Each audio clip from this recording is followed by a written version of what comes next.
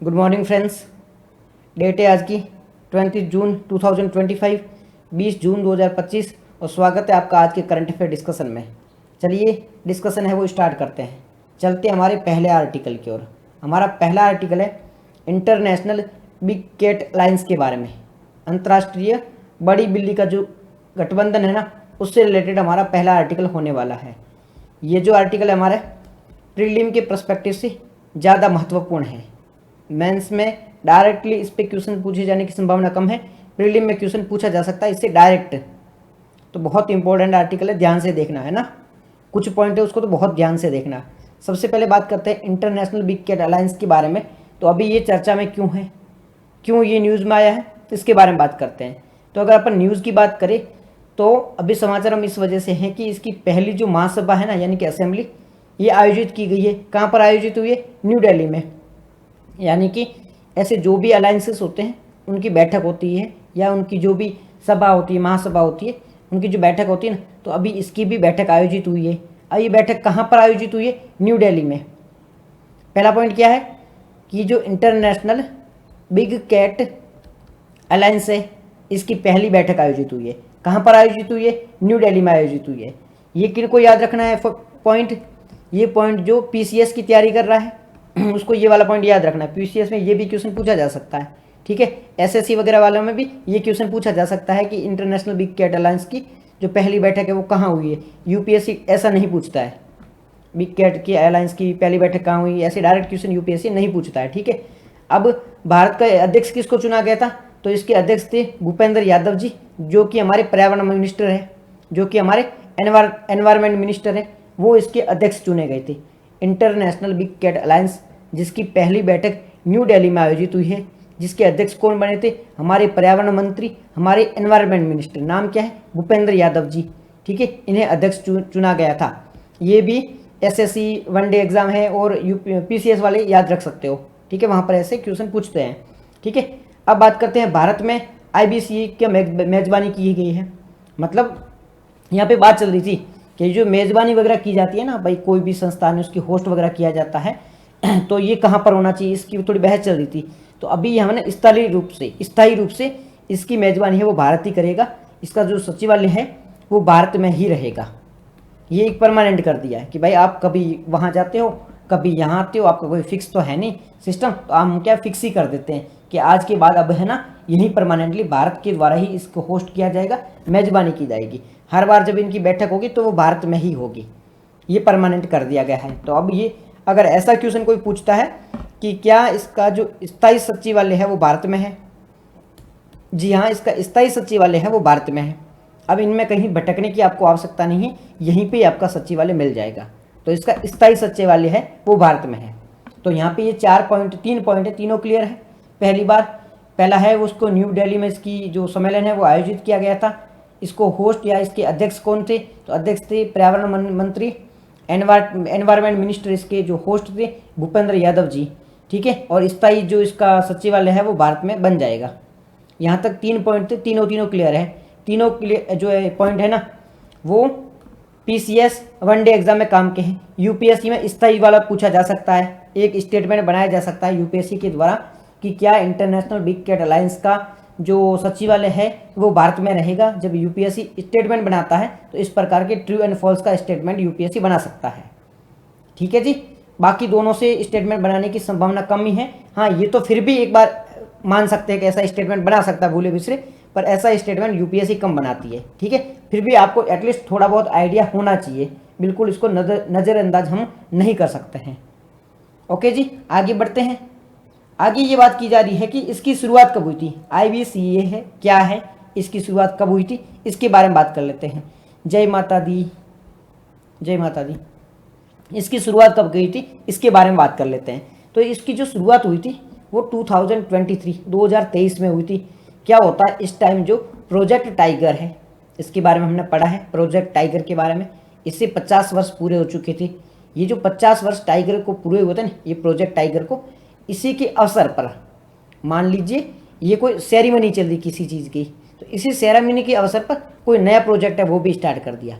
तो ये जो प्रोजेक्ट टाइगर है, इसको जो 50 वर्ष पूरे हो चुके थे, इसके अवसर पर नया एक शुरुआत की गई। ये नई शुरुआत क्या थी, हर हर महादेव, नई शुरुआत थी IBCA international big cat alliance, इसकी न्यू शुरुआत की गई थी। तो यहाँ तक ये पॉइंट क्लियर है कि इसकी शुरुआत कब की गई थी, 2023 में, 2023 में इसकी शुरुआत की गई थी प्रोजेक्ट टाइगर के 50 वर्ष पूरे होने के उपलक्ष्य में। अब क्या आपको कोई ऐसा क्वेश्चन पूछेगा कि कौन से प्रोजेक्ट के 50 वर्ष पूरे हो गए थे तब इसकी शुरुआत की गई थी, ऐसा नहीं, ये क्वेश्चन नहीं पूछा जाएगा। हाँ, ये इसकी शुरुआत 2023 में हुई थी, ऐसी कोई एक स्टेटमेंट बनाई जा सकती है। वनडे एग्जाम में तो डेफिनेटली बनाई जा सकती है, बाकी UPSC वगैरह में भी स्टेटमेंट बनाई जा सकती है। बाकी कौन कितने वर्ष पूरे हो चुके थे, कौन से प्रोजेक्ट को ये पूरे हुए तब जाके इसकी शुरुआत हुई थी, ये तो एक रेफरेंस पॉइंट है, ताकि हमें याद रहे कि भाई हाँ यार हमने देखो पढ़ा था कि प्रोजेक्ट टाइगर था, उसको 50 वर्ष पूरे हुए थे 2023 में, तब जाके इसकी शुरुआत हुई थी। तो एक रेफरेंस पॉइंट है, ताकि हमें है ना चीज़ें कनेक्ट हो सके कि प्रोजेक्ट टाइगर नाम का भी कुछ चल रहा है, उसको 50 वर्ष पूरे भी हुए थे, फिर उस दौरान इसकी शुरुआत भी की गई थी। तो ये एक दूसरे से चीज़ें कनेक्ट करें और हमें याद अच्छे से रह सके, ये इस वजह से हम ये सारी चीज़ें पढ़ रहे हैं। बाकी इससे डायरेक्ट क्वेश्चन कैसे बनते कैसे नहीं बनते वो साथ साथ में हम डिस्कस भी कर रहे हैं, ठीक है। इसका अब उद्देश्य क्या है, एम क्या है, ऑब्जेक्टिव क्या है, क्या ये हमें उद्देश्य जो होता है वो याद रखना होता है। उद्देश्य देखो, कोई एक्सरसाइज वगैरह हो रही है तो उनके उद्देश्य होते हैं वो कॉमन होते हैं। कोई ऐसा ऑर्गेनाइजेशन वगैरह है उसका भी उद्देश्य मोस्ट ऑफ कॉमन होता है, पीस रखना, शांति रखना, ये सारे होता है। पर ये जो एनवायरनमेंट है और इकोनॉमी है, इसमें कुछ उद्देश्य वगैरह होता है ना, कोई भी स्कीम हो उसका एम क्या, ऑब्जेक्टिव क्या है, या कोई अलायंस है, ठीक है। जो एनवायरनमेंट और इकोनॉमी, इनमें जब उद्देश्य को लिखा होता है तो उसको आप याद रखना है, क्योंकि UPSC है वो इसमें से क्वेश्चन पूछती है। बाकी सब्जेक्ट में जो भी उद्देश्य वगैरह लिखा होता है ना कि भाई मैंने है ना पाकिस्तान के साथ में दुश्मनी, या मैंने अफगानिस्तान के साथ में कोई एक्सरसाइज कर ली है, मेरी श्रीलंका के साथ, मेरी मतलब भारत की श्रीलंका के साथ में कोई एक्सरसाइज हो रही है, तो उसका उद्देश्य कॉमन ही होगा, आतंकवाद से लड़ना है, साथ में मिलकर काम करना है, अच्छी चीज़ें सीखनी है। भाई पाकिस्तान में, श्रीलंका में क्या अच्छा है वो हमें सीखना है, हमारे पास क्या अच्छा है वो श्रीलंका सीखेगा। तो इनके मोस्ट ऑफ जो उद्देश्य होते हैं वो कॉमन होते हैं। परंतु जो एनवायरनमेंट और इकोनॉमी की बात करते हैं तो यहाँ पे उद्देश्य अलग अलग हो सकते हैं। जो उद्देश्य का मतलब होता है इसका एम क्या, ऑब्जेक्टिव क्या है, तो ये अलग अलग हो सकते हैं। तो ये आपको याद रखना है, ठीक है। तो बिग कैट के संरक्षण के लिए वैश्विक सहयोग, ज्ञान साझा करना और श्रेष्ठ प्रथाओं का आदान करना है। हालांकि यहाँ पे तो देखो यही बात हुई है, श्रेष्ठ प्रथाओं का आदान प्रदान करना। हमने यही बात की थी कि बेस्ट प्रैक्टिस होती है ना, उसे शेयर करना। हमने ये अभी बात की थी, मोस्ट ऑफ जो उद्देश्य होते हैं वो कॉमन होते हैं। तो एक तो आप लॉजिक लगा ही सकते हो, उद्देश्य मोस्ट ऑफ, आप ये तो हमेशा कह सकते हो कि अगर कोई कहीं पे किसी देशों की आपस में मीटिंग हो रही है, ठीक है, कोई संगठन बनाया जा रहा है, कोई नया ग्रुप बन रहा है, तो उसमें ये तो हमेशा कॉमन होगा कि बेस्ट जो प्रैक्टिस होती है, श्रेष्ठ जो प्रथाएं होती हैं। ऑफलाइन भी क्लास होती है क्या, ऑफलाइन जी ऑफलाइन होती है। तो श्रेष्ठ प्रथाएं होती है वो हमेशा उसका आदान प्रदान होता है, तो ये मोस्ट ऑफ कॉमन होता है। वैश्विक सहयोग ये भी कॉमन होता है, ज्ञान को साझा करना ये भी कॉमन होता है। तो इसके जो उद्देश्य है वो कॉमन है। परंतु एनवायरनमेंट में जनरली क्या होता है, कई बार जो ये अलग अलग हो सकते हैं और UPSC इस पर प्रीलिम में क्वेश्चन भी पूछती है, ठीक है जी। तो ये आपको याद रखना है। कोई स्कीम वगैरह है तो उसके उद्देश्य क्या है तो वो याद रखना है आपको, बट इसका तो मोस्ट ऑफ कॉमन ही है। अब इसमें कितने सदस्य हैं, टोटल देश कितने हैं जो इसके भागीदार हैं, 95, 95 देश हैं वो इसके मेंबर कंट्रीज है। कितने देश हैं, 95, 95 देश है जो इसके सदस्य। क्या ये पॉइंट याद रखना, जी हाँ ये पॉइंट याद रखना। इस पर इनडायरेक्टली स्टेटमेंट बनेगी कि ऐसी बनेगी कि क्या इंटरनेशनल बिग कैट अलायंस है उसमें 60 देश है वो इसके मेंबर है, तो ये स्टेटमेंट गलत हो जाएगी, ठीक है। तो इसलिए आपको याद रखना इसके मेंबर कितने, 95 है। तो स्टेटमेंट है वो ये नहीं पूछा जाएगा इसमें 95 है या कितने हैं, स्टेटमेंट बन जाएगी, 4 स्टेटमेंट बनाई जाएंगी। उस स्टेटमेंट में 95 की जगह 60 यूज़ कर लिया जाएगा, 70 यूज़ कर लिया जाएगा, 90 यूज़ कर लिया जाएगा। तो आपको इसकी वजह से ये याद होना चाहिए। ऑफलाइन बैच अभी अवेलेबल नहीं है, अभी नहीं चल रहा है, बट वो जल्दी स्टार्ट होने वाला है। पर हम जब ऑनलाइन पे ही शिफ्ट कर रहे हैं तो ऑफलाइन कम ही है, ठीक है। पूजा जी वेरी गुड मॉर्निंग। ये हो गया सदस्य देशों के बारे में। अब इसमें सदस्य देश जो स्टार्टिंग बात करते हैं कि शुरुआत में कितने देश थे, तो शुरुआत में 16 देश थे। 16 देश कौन कौन से, जहां पर बिग कैट का मतलब क्या है, हम टाइगर के बारे में बात कर रहे हैं। जो चीता वगैरह होता है ना, ये बिल्ली की प्रजाति से तो है, तो हम उसी के बारे में बात करें, बिग कैट के बारे में बात कर रहे हैं। तो जहां जहां ये बिग कैट है ना वो पाई जाती है, वो सारे देश इसमें शामिल थे। जहाँ जहाँ बिग कैट पाए जाते हैं वहाँ पर ये सारे देश है वो शामिल थे। कौन कौन से है? भारत है, नेपाल है, भूटान है, बांग्लादेश है, मलेशिया है, केन्या है, मंगोलिया है, नाइजीरिया, कम्बोडिया, पेरू, मिस्र, Ethiopia, Armenia, Ecuador, Uganda, Suriname. अब आपके मन में एक क्वेश्चन आएगा, अभी 16 देशों के नाम कैसे याद रखें? भाई 16 देश हैं और ये तो 16 देश है नहीं, ऐसे बहुत सारे ऑर्गेनाइजेशन है, सब में अलग अलग देश मेंबर होंगे, तो सबका नाम आप कैसे याद रखें? तो सबके नाम याद रहेंगे भी नहीं, आप क्या किसी से भी याद नहीं रहना, तो अब करें क्या? इसका समाधान क्या हो सकता है? इसका समाधान ये है कि इसमें मेंबर कितने हैं? वैसे तो 95 है। जो फाउंडिंग मेंबर जब मतलब स्टार्ट हुआ था, जब ये संगठन बना था, तब कितने मेंबर थे? 16 मेंबर। ये पॉइंट याद रखना। उसके बाद में भारत को याद रखो, भारत है कि नहीं है, ये तो डेफिनेटली आपको पता होना चाहिए, तो भारत तो है। नेपाल को याद रखो, भूटान को याद रखो, बांग्लादेश को याद रखो। क्या क्या याद रखना है?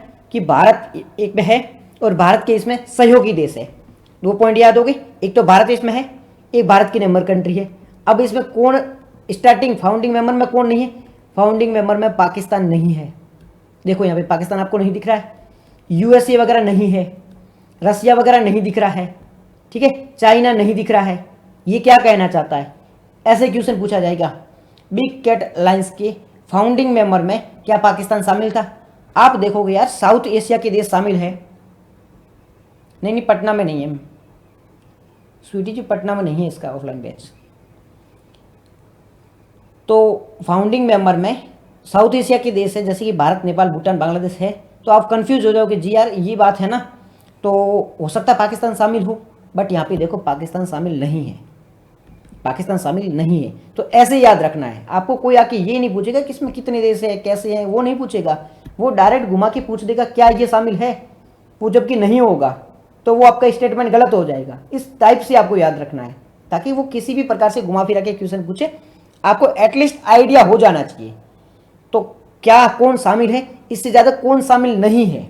यूपीएससी हमेशा इस चीज़ पे फोकस करती है, क्या पढ़ना है ये तो है ही है, बट क्या नहीं पढ़ना है, ये मोस्ट इंपॉर्टेंट है। तो आपको क्या चीज़ें, सारे मेंबर याद नहीं रहेंगे तो मत पढ़ो, बट आइडिया लगा लो कि कौन से देश है फाउंडिंग मेंबर में नहीं है। तो पाकिस्तान यहाँ पर नहीं है, चाइना यहाँ पर नहीं है, भारत है, नेपाल है, भूटान है, बांग्लादेश है, म्यांमार यहाँ पे नहीं है, ठीक है। तो ये पॉइंट आपको क्लियर होने चाहिए। Attitude girl very good morning, ये पॉइंट आपको क्लियर होना चाहिए। ओके, यहाँ तक दिक्कत नहीं है, कोई डाउट नहीं है। फिर बात करते हैं महासभा की। इसकी महासभा, महासभा मतलब क्या होती है? आपके घर में सर्वोच्च हेड कौन है? या तो पापा होंगे, या मम्मी होंगी, या दादा या दादी, ये जो हेड होंगे। तो ये जो महासभा है ना, ये इंटरनेशनल बिग कैट अलाउंस है, इंटरनेशनल बिग कैट अलायंस है, इसकी हेड है। मतलब जितने भी डिसीजन लेने होते हैं ना, वो ये महासभा लेती है। घर में पापा या मम्मी लेते हैं ना, उसी प्रकार से ये महासभा है, वो इसके सारे डिसीजन लेती है। और इसकी बैठक की बात करें तो 2 साल में कम से कम एक बार बैठक होनी अनिवार्य है। क्या ये पॉइंट याद रखना है कि इसकी बैठक कब होती है और इसमें हेड कौन करता है? जी ये पॉइंट याद रखना है। इसमें भी स्टेटमेंट बन सकती है, इस पर भी स्टेटमेंट बन सकती है। तो आप ये बोलोगे, आप ये बार बार बता क्यों रहे हो बीच में कि भाई कौन सा याद रखना, कौन सा याद नहीं रखना है? मैं इस वजह से बताता हूँ क्योंकि क्या होता है, हम कंफ्यूज हो जाते हैं। कोई क्या अननेसेसरी, हम जैसे सेल्फ स्टडी वगैरह कर रहे हैं, तो सेल्फ स्टडी में क्या हम अननेसेसरी चीज़ें पढ़े जाते हैं, और कई बार क्या होता है काम की लाइनें तो छोड़ देते हैं। अब ये आपको क्या लगे कि ये तो अनवांटेड लाइन है कि भाई 2 वर्ष में बैठक होती कि नहीं होती है। अब ऐसा जो यूपीएससी थोड़े ना क्वेश्चन पूछेगा। तो भाई ऐसा क्वेश्चन इस वजह से पूछेगा कि डायरेक्ट नहीं पूछेगा यूपीएससी जस्ट स्टेटमेंट फंसाने के लिए पूछता है। जब आपको फंसाना होता है ना, तब इस प्रकार की स्टेटमेंट बना के दे देता है। तो इस वजह से ये मैं बार बार हर लाइन पे ये बता रहा हूँ कि कैसे क्वेश्चन पूछे जाते हैं। आप खुद PYQs देखोगे तब आपको समझ में आ जाएगा। देखो मैं आपको पढ़ा नहीं सकता, आप खुद मतलब कैपेबल हो सब। आप कोई इंसान ऐसा नहीं कि जो नहीं पढ़ सकता, बेसिक सी इन्फॉर्मेशन है, सब पढ़ सकते हैं। बट मेरा ये है कि मैं आपको बताऊं भाई ये ऐसी चीज़ें पूछता है, ये ऐसी चीज़ें नहीं पूछता है, इसको इस तरीके से पढ़ना होता है, इसको इस तरीके से नहीं पढ़ना होता है। यही बताने के लिए मैं बैठा हूँ, बाकी तो सबको सब पता है। ठीक है जी, आप PYQs देखोगे तब आपको ये सारी चीज़ें क्लियर हो ही जाएगी कि मैं बार बार क्यों बता रहा हूँ। बस यही दिक्कत तो आती है पढ़ाई में, बाकी कोई दिक्कत नहीं है। तो यहाँ पे लिस्ट दे रखी है कि बिग कैट है ना, बड़ी बिल्ली, उसमें कौन कौन सी सम्मिलित होता है। अब बिग कैट क्या है? बिग कैट एक ग्रुप है, बिल्लियों का एक समूह है। उसमें कौन कौन शामिल होता है? जैसे कि टाइगर, ये क्रिटिकली इंडेंजर्ड सूची में आता है। अब बीच में ये क्या लिखा है, ये इसका साइंटिफिक नाम है। क्या साइंटिफिक नाम यूपीएससी पूछती है? भाई देखो, पूछा तो बहुत कम गया है, बट अभी तक तो ऐसा कोई चांस रहा नहीं है कि यूपीएससी ऐसे क्वेश्चन पूछती है। पर पूछ लिया ना, मैं गारंटी देता हूँ आपको याद रहेगा नहीं। मैंने इस वजह से लिखा, वेरी गुड मॉर्निंग, मैंने इस वजह से लिखा है क्योंकि भाई मेरे को लिखना जरूरी होता है, ये भी बताना होता है कि इस टाइप की चीज़ें आपको नहीं पढ़नी है, क्योंकि आप करंट अफेयर पढ़ते हो तो साइंटिफिक नाम भी अंदर दिया जाता है। करंट अफेयर वाले इस वजह से देते हैं ताकि उनके ऊपर ना आ जाए, अगर ऐसे क्वेश्चन आ जाए तो वो भी बच सकते हैं। भाई हमने तो पढ़ा दिया था, आपने नहीं पढ़ा, वो आपकी दिक्कत है। बट ये सारे नाम याद मत रखो क्योंकि इतना आपको याद रहेगा नहीं। तो आप याद रखो, टाइगर इंडेंजर्ड कैटेगरी में आता है, ये जरूर रखो। टाइगर है वो IUCN की किस कैटेगरी में आता है? इंडेंजर्ड में आता है। उसके बाद में लॉयन, ये भी बिग कैट में शामिल है। देखो 2 पॉइंट याद रखने, एक तो आपको ये भी याद रखना कि बिग कैट में क्या क्या शामिल है, बिग कैट में कौन कौन शामिल है, और साथ ही साथ में IUCN की किस कैटेगरी में आते हैं। तो यहाँ पे लिस्ट दी हुई है।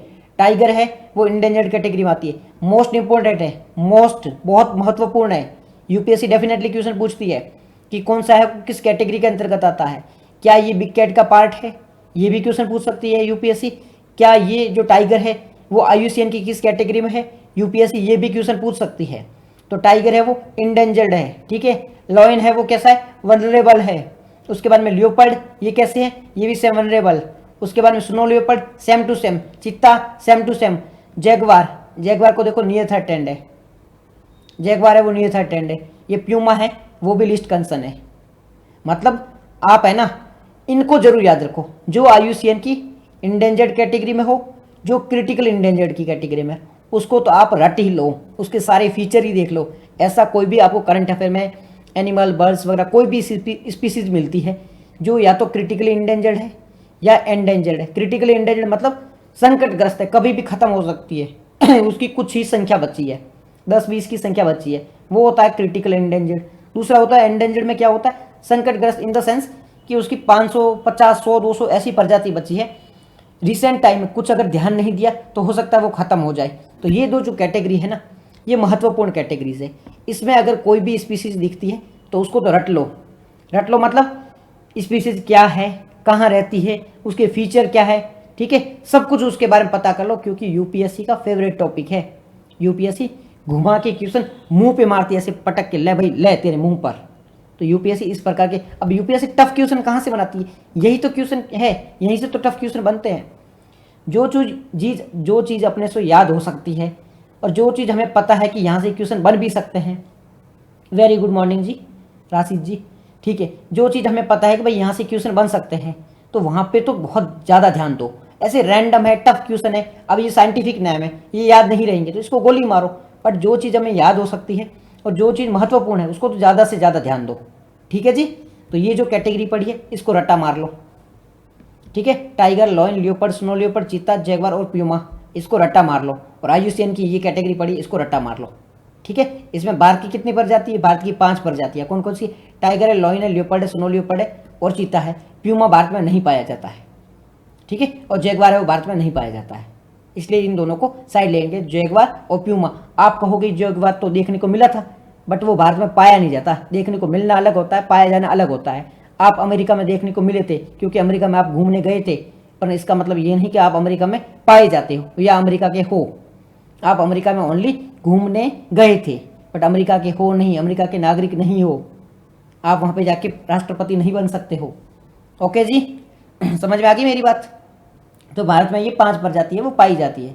ये 5 जो है भारत की नागरिक है, ये यहाँ पे वोट दे सकती है, भारत में प्रधानमंत्री बन सकती है। बट ये 2 जैगवार और प्यूमा आके भारत में प्रधानमंत्री नहीं बन सकती क्योंकि ये भारत की है नहीं, बाहर की है, यहाँ पे जाके लाड सपना कर रही है। ओके जी, आगे बढ़ते हैं। ये जो बिग कैट है इसका संरक्षण क्यों अनिवार्य है? भाई इसका संरक्षण करना है क्यों है? हम इतनी माथाकूट कर रहे हैं, यूपीएससी हमारा सिलेबस बना रही है, हमें क्वेश्चन पढ़ना पड़ रहा है, बट क्यों, वाई, इतनी ज़रूरत कहाँ है? ज़रूरत ये है कि जो ये बड़े जानवर होते हैं, अब एक क्या होती है, फूड चेन होती है। फूड चेन के बारे में आपको पता होगा, फूड चेन कैसे काम करती है। इस प्रकार से मान लो, ये जो टॉप होता है ना, यहाँ पे बैठते हैं बड़े स्पीसीज। बड़ी स्पीसीज मतलब सबको ये खाती है। जो मांसाहारी होते हैं सबको खाने का काम करते हैं, ये क्या होते हैं, इसे कहते हैं बड़ी स्पीसीज कहते हैं, फूड चेन की टॉप पर बैठती है। अब इसका महत्व क्या होता है? इसका महत्व ये होता है कि ये की प्रजाति होती है। इसे कीस्टोन स्पीसीज भी कहा जाता है। ये देखो, अभी कीस्टोन प्रजाति मतलब क्या होती है? ऐसी प्रजातियां है कि अगर ये मर गई ना, ये प्रजाति खत्म हो गई ना, तो पूरी जो फूड चेन है, फूड वेब है, वो खत्म हो जाएगी। अब फूड चेन क्या होती है? जैसे कि आप हिरण है वो घास को खाता है, फिर हिरण को कोई और खाता है, तो उसको आखिर में जाके शेर खा लेता है। तो ये क्या होता है? एक प्रकार की चेन बन रही है, इसे फूड चेन कहा जाता है। तो इस प्रकार से क्या चलता है? फूड चेन चलती है। उसमें अगर शेर खत्म हो गया ना, तो नीचे वाले की संख्या बढ़ती जाएगी। जैसे शेर खत्म हो गया, हिरण की संख्या बढ़ेगी। ज़्यादा हिरण हो जाएगा तो वो घास को ख़त्म कर लेगा, और घास खत्म हो जाएगी तो पूरी तबाही आ जाएगी, आपस में सारे मर जाएंगे। समझ रहे हो? अगर घास खत्म हो गई तो पूरे हिरण है वो मर जाएंगे। इसके लिए शेर का होना जरूरी है। इसके लिए शेर का होना जरूरी है, क्योंकि शेर है उसको सबको मैनेज करके रखता है। मान लो हमारे देश की जो पॉलिटिक्स है ना, ये पॉलिटिक्स है हमारे देश की, उसमें ये प्रधानमंत्री, मंत्रिमंडल वगैरह ये टॉप पर बैठे हैं। अगर ये सारे हट जाए तो देश में गृह युद्ध नहीं हो जाएगा, अस्थिरता नहीं आ जाएगी। तो सेम चीज़ देखने को मिलती है फूड चेन में। सेम देखने को मिलता है फूड चेन में। फूड चेन में अगर ऊपर वाली जो कीस्टोन प्रजाति है, कीस्टोन का मतलब यही है कि सबको मैनेज करके रखती है, बहुत महत्वपूर्ण प्रजातियां जो होती है उसे कीस्टोन प्रजाति कहा जाता है। उसे क्या कहा जाता है? कीस्टोन प्रजाति कहा जाता है, बिकॉज उसका होना बहुत अनिवार्य है। अगर वो खत्म हो गई तो पूरी जो है फूड चेन है वो खत्म हो जाएगी, नीचे वाली प्रजातियों की संख्या बढ़ जाएगी, संख्या बढ़ जाएगी, बाकी खत्म हो जाएंगे।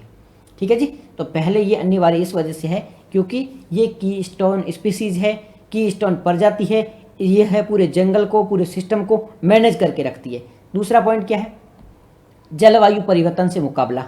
अब जो क्लाइमेट चेंज हो रहा है उसको कैसे मैनेज करती है? क्योंकि ये जब होती है ना तो पूरी तरह से हमारा जो इकोसिस्टम है वो सही से काम करता है। हिरण अपना काम कर रहा है, घास अपना काम कर रही है, ये जो बड़े जो मांसाहारी जीव है ये अपना काम कर रहे हैं। इसके तरह से पूरा जो इकोसिस्टम है सही से काम कर रहा है। इकोसिस्टम काम कर रहा है तो वन वगैरह, जो फॉरेस्ट वगैरह, इनकी आसानी से रक्षा हो रही है। इस वजह से जलवायु परिवर्तन में ये बड़ी मात्रा में हेल्प करते हैं। तो ये कीस्टोन स्पीसीज है, वो एनवायरनमेंट को भी प्रोटेक्ट करती है और साथ ही साथ में इकोसिस्टम को भी बनाए रखने में मदद कर सकती है। हम इसको देखने भी जाते हैं, यानी कि टूरिज्म में भी हेल्प करते हैं। हम कहीं भी जाते हैं ना, हमें शेर देखा, चीता दिखा तो हम खुश हो जाते हैं, हालांकि उनको हम दिख गए तो हम दुखी हो जाते हैं, परंतु हमें वो दिखते हैं तो हम खुश हो जाते हैं, क्योंकि वो जंगलों में है, वो साथ में वो पिंजरे में है, तो हम उसको देख के खुशी हो जा सकते हैं। पर अगर खुले में हो और वो हमें देख ले तो फिर तो मरने की बात आ जाएगी। तो ये टूरिज्म को बढ़ावा देती है, आजीविका को बढ़ावा देते हैं। यहाँ के जो लोग होते हैं उनकी जो आजीविका होती है, उनकी जो इकोनॉमी होती है, उनकी जो लाइवलीहुड है वो किससे चलता है? वो टूरिज्म पे चलता है, और टूरिज्म में ये हेल्प करता है। तो ये कुछ पॉइंट है, इसको ध्यान में रखना, किस तरीके से बिग कैट है वो हेल्प करता है, और उसका संरक्षण है वो क्यों जरूरी है। ठीक है, ये पॉइंट आपको पता होने चाहिए। नेक्स्ट जो हमारा आर्टिकल है वो है 113वीं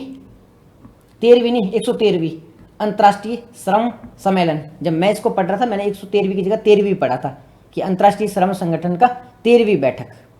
ठीक है, तो आपको 13वीं नहीं पढ़ना, 113वीं पढ़ना है, 113 पढ़ना है। ठीक है, तो 113वीं अंतर्राष्ट्रीय श्रम सम्मेलन की, जो श्रम सम्मेलन अंतर्राष्ट्रीय लेबर का जो ऑर्गेनाइजेशन है उसकी 113वीं बैठक हुई थी। इंटरनेशनल लेबर कॉन्फ्रेंस की 113वीं बैठक हुई है। कब हुई है? 2025 में। कहाँ पर हुई है? ये जिनेवा स्विट्जरलैंड में हुई है। क्या ये जिनेवा स्विट्जरलैंड वाला याद रखना है? बिल्कुल याद रखना है। एसएससी वगैरह का भी तो एग्जाम दोगे, किसी और एग्जाम, वनडे एग्जाम भी तो दोगे, वहाँ पर क्वेश्चन आ सकता है कि इंटरनेशनल लेबर कॉन्फ्रेंस, अंतर्राष्ट्रीय जो श्रम सम्मेलन है उसकी 113वीं बैठक कहाँ पर हुई है? जिनेवा स्विट्जरलैंड में हुई है। कब हुई है? 2025 में। अभी की बात तो इसलिए अभी पढ़ रहे हैं हम। ठीक है, आयोजन इसका किसने करवाया था? ये जो सम्मेलन आयोजित हुआ है इसका हेड कौन था? किसके द्वारा आयोजन करवाया गया था? कोई ना कोई व्यक्ति होता है, वो तो सम्मेलन को आयोजित करवाता है। तो इसको आयोजन किसने करवाया था? कौन इसको आयोजक करवा रहा था? तो इंटरनेशनल लेबर ऑर्गेनाइजेशन। यहाँ लेबर कॉन्फ्रेंस है, लेबर मतलब मजदूरों की कॉन्फ्रेंस है, तो इसको कौन करवाएगा? मजदूरों का जो संगठन है वही इसको हेड करवाएगा, मतलब आयोजन करवाएगा। तो इंटरनेशनल लेबर कॉन्फ्रेंस के द्वारा इसका आयोजन करवाया गया था। पॉइंट याद रहेगा। इंटरनेशनल लेबर कॉन्फ्रेंस के बारे में बात कर रहे हैं। इसका एक सम्मेलन अभी आयोजित हुआ है। कहाँ पर हुआ है? जिनेवा स्विट्जरलैंड में आयोजित हुआ है। कब? 2025 में। आयोजक कौन था या किसके द्वारा आयोजन करवाया गया था? इंटरनेशनल लेबर कॉन्फ्रेंस के द्वारा आयोजन करवाया गया था, अंतर्राष्ट्रीय श्रम संगठन के द्वारा आयोजन करवाया गया था। पॉइंट है, याद है, रट लो, और इसको तो जरूर रटो, इसको तो जरूर रटो, यूपीएससी वाले रट लो इसको। इंटरनेशनल लेबर ऑर्गेनाइजेशन के द्वारा इसको आयोजन करवाया गया था, ठीक है, इसका आयोजन है वो करवाया गया था, याद रहेगा। ओके जी, आगे बढ़ते हैं। क्या क्या बातें हुई है इसमें? जब कोई भी सम्मेलन होगा, कोई भी मीटिंग होती है तो कुछ बातें भी तो होती है। तो भाई यहाँ पर क्या बातें हुई थी? यहाँ पे बातें हुई थी, पहले तो जैविक खतरे है ना, उस पर नया कन्वेंशन आया है। आप ये बोलोगे हम बात कर रहे हैं इंटरनेशनल लेबर कॉन्फ्रेंस की, यहाँ पर आप पढ़ा रहे हो जैविक खतरों से निपटना। भाई ये क्या लेना देना है इसका? मजदूरों का, मतलब मैं मजदूरों को डिमीन नहीं कर रहा हूँ, पर ये कहता हूँ मजदूरों की जो कॉन्फ्रेंस है उसका ये जैविक खतरे, इनसे क्या लेना देना है? तो लेना देना है, ये जैविक खतरे है, इससे प्रभावित कौन होते हैं? मजदूरी तो होते हैं, पर फैक्ट्री वगैरह में काम कौन कर रहे होते हैं? लेबर काम कर रहा होता है, तो इससे कोई भी प्रभावित होगा, वो कौन होगा? मजदूर, यानी कि लेबर ही तो प्रभावित होंगे। तो इस पर बात हुई है। बात क्या हुई है? Biological hazard in the working environment convention 2025 के नाम से एक जैविक खतरों पर कन्वेंशन बनी है। क्या कन्वेंशन बनी है? जैविक जो खतरे होते हैं, बायोलॉजिकल जो दिक्कत देखने को मिलती है बायोलॉजिकल, उस पर एक कन्वेंशन बनाया गया। भाई जैविक खतरे हैं, उससे कैसे निपटना है, क्या क्या उसमें चीज़ें की जा सकती है, तो उसके लिए एक कन्वेंशन बनी है। कन्वेंशन की ये नंबर है और ये नाम है। नाम क्या है? Biological hazard in the working environment convention. क्या इस पॉइंट को याद रखना है? भाई साहब याद रख लो यार, ये पॉइंट याद रख लो, क्वेश्चन पूछे जा सकते हैं यहाँ से कि biological hazard in the working environment convention 2025, इसकी जो शुरुआत है वो कहाँ से हुई है? तो अंतर्राष्ट्रीय लेबर जो कन्वेंशन हुई थी उसके द्वारा इसकी शुरुआत हुई थी। कब हुई है? 2025 में हुई है। किसके बारे में ये बात करता है? तो यहाँ पे देखो वर्ड लिखा है बायोलॉजिकल हैजार्ड, मतलब जैविक खतरों के बारे में बात करता है। इसके नाम में ही सिद्ध है, बायोलॉजिकल हैजार्ड का मतलब होता है जैविक खतरों के बारे में ये बात कर रहा है। तो इसको याद रख लेना है। यह पहला अंतर्राष्ट्रीय कानून है जो काम की जगह पर जैविक खतरों से सीधे निपटता है। मतलब इस लाइन का क्या है? इस लाइन का सीधा सा मतलब है ये एक प्रकार का पहला कानून है, मतलब जो कन्वेंशन बनता है वो एक प्रकार का अंतर्राष्ट्रीय कानून ही होता है। तो अंतर्राष्ट्रीय स्तर पर, इंटरनेशनल लेवल पर ऐसा पहली बार कोशिश किया गया है जो बायोलॉजिकल हैजार्ड है। हालांकि बायोलॉजिकल हैजार्ड से निपटने के लिए तो कई सारी कन्वेंशन है, परंतु बायोलॉजिकल हैजार्ड है उसका निपटान कहाँ किया जा रहा है? वर्किंग प्लेस, जहाँ पर मजदूर काम करते हैं। मान लो आप फैक्ट्री में काम कर रहे हो, इस फैक्ट्री में जो है ना बायोलॉजिकल हैजार्ड वगैरह है, जैविक खतरे, इससे निपटने का काम किया जाएगा। जो कंपनी में, जो फैक्ट्री में जो वर्किंग प्लेस होता है वहाँ पर बायोलॉजिकल हैजार्ड से निपटने के लिए जो काम किया जाएगा उसके लिए एक कन्वेंशन बना है, biological hazard in the working environment convention 2025, जो किसके द्वारा बनाया गया है? कौन सी कन्वेंशन के द्वारा? एक मीटिंग हुई थी इंटरनेशनल लेबर कॉन्फ्रेंस की, उसके द्वारा ये कन्वेंशन है वो बनाया गया है। और ये एक प्रकार का अंतर्राष्ट्रीय कानून है, जो पहला अंतर्राष्ट्रीय कानून है जो काम की जगह पर जैविक खतरों से सीधे निपटता है। काम की जगह पर जैविक खतरों से सीधे निपटता है। क्लियर है पॉइंट? नेक्स्ट है, इसका उद्देश्य क्या है? उद्देश्य वही है बायोलॉजिकल रिस्क से निपटना। सिंपल सा उद्देश्य है, जैसा इसका नाम है वैसा इसका काम है। जो बायोलॉजिकल रिस्क होती है, जो जैविक खतरे होते हैं, उनसे निपटना, यही इसका काम है, यही इसका उद्देश्य है। ये पॉइंट क्लियर है? यहाँ तक कोई दिक्कत नहीं है? तो आगे बढ़ते हैं हम। दूसरा, पहला क्या है? पहली बात यही है, हम बात कर रहे हैं कि इसमें क्या क्या घोषणाएं हुई, क्या क्या फैसले हुए। तो पहला फैसला हमने देख लिया, इसका जो पहला फैसला हुआ था वो हमने देख लिया। चलते हैं दूसरा फैसला क्या हुआ, इसके बारे में बात कर लेते हैं। तो मैरीटाइम लेबर कन्वेंशन 2006। भाई ये अजीब ही नहीं हो गया क्या? कभी मैरीटाइम पे कर रहा है, क्या अभी बायोलॉजिकल भी कर रहा है, बट ये जो सीरियस हो गया है। सीरियस क्यों हुआ? क्योंकि मजदूरों की जो स्थिति है, लेबर की जो अभी के टाइम में जो सिचुएशन है वो बहुत ज़्यादा खराब है। तो ये जो इंटरनेशनल लेबर कॉन्फ्रेंस है उसके दौरान इंटरनेशनल लेबर ऑर्गेनाइजेशन है वो हो गया सीरियस। सीरियस क्यों हुआ? उसको लगा भाई मजदूरों की जो स्थिति है ना वो तो अलग अलग जगह पर खराब है, अब उसकी स्थिति में सुधार करना है। तो सुधार करने के लिए पहले वो कॉन्फ्रेंस बना दी, एक कन्वेंशन बना दिया जो बायोलॉजिकल वेपन से निपटेगा, बायोलॉजिकल हैजार्ड से निपटेगा। दूसरा ये क्या लेके आया? दूसरा है maritime labour convention. Maritime labour convention, अब ये मैरीटाइम लेबर कन्वेंशन तो 2006 की थी, तो उससे अभी क्या बातें हैं? ये तो भाई 2006 की है, तो अभी इससे क्या लेना देना है? अभी लेना देना है कि इसमें संशोधन किया गया है। संशोधन क्या किया गया है? नॉट सो मच इम्पोर्टेंट, ज़्यादा महत्वपूर्ण याद रखने की ज़रूरत नहीं है, बिकॉज कि ज़्यादा इंपॉर्टेंट है नहीं कि भाई मेरी टाइम लेबर कन्वेंशन क्या है, इतना ही पता रखो। मेरी टाइम लेबर कन्वेंशन क्या है इतना पता रखो कि ये जो कर्मचारी होते हैं, जो मजदूर होते हैं, उनकी स्थिति में सुधार करने के लिए इतना सिंपल सा पॉइंट याद रखो, मजदूरों के लिए कोई कन्वेंशन है। जब स्टेटमेंट आप देखोगे तो आपको समझ में आ जाएगा, बट अभी ऐसे समझ लो कि ये मजदूरों के लिए कुछ कन्वेंशन है, ताकि मजदूर है वो समय पे घर जा सके, मजदूरों के लिए काम की स्थिति है जो सही हो सके। यहाँ पे तो मेरी टाइम वर्ड क्यों हुआ यूज हुआ है? मेरी टाइम वर्ड इस वजह से हुआ है कि मजदूर होते हैं ना, वो एक जगह से दूसरी जगह जाते हैं। जैसे भारत के मजदूर हैं, वो आपने देखा होगा गल्फ कंट्रीज़ में जाते हैं। वेरी गुड मॉर्निंग जी। गल्फ कंट्रीज़ में जाते हैं, अफ्रीकन कंट्रीज़ में मजदूरी करने के लिए जाते हैं, तो ये सेफली वापस आ सके, टाइमली वापस आ सके, ये क्या है, इसीलिए मेरी टाइम वर्ड का यूज़ हुआ है। ऐसी स्थिति देखने को मिलती है, भारत का जो भी मजदूर है अगर वो इस कंट्रीज़ में जाए, मतलब जो गल्फ कंट्रीज़ है, दुबई, यूएई वगैरह, यहाँ पे मतलब जो भी है ना यूएई वगैरह, वहाँ पर अगर काम करने के लिए जाते हैं, ट्रस्ट मी कि वहाँ पर उनको वापस नहीं आने दिया जाता, ऐसी स्थिति है उनकी। तो उनको सेफली वापस आए, सेफली टाइम पर अपने घर पे आए, इसकी वजह से ये कन्वेंशन किया गया है। ठीक है जी, बस कन्वेंशन किसके लिए है इतना याद रखो, क्या क्या चीज़ें संशोधित वगैरह हुई है इतना डिटेल में पढ़ने की आवश्यकता नहीं है। ओके जी, कोई दिक्कत नहीं है। तीसरी बात कर लेते हैं। तीसरा क्या है?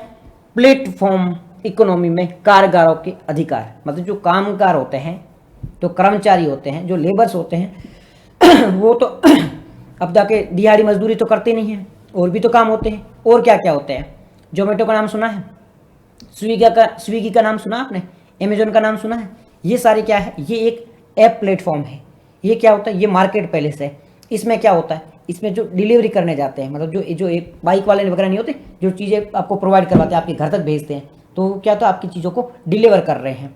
अब जो आपकी चीज़ों को वो डिलीवर कर रहे हैं, इसके लिए क्या होता है? उनको पैसे मिलते हैं, बट उनका जो काम है ना वो सेफ़ नहीं है।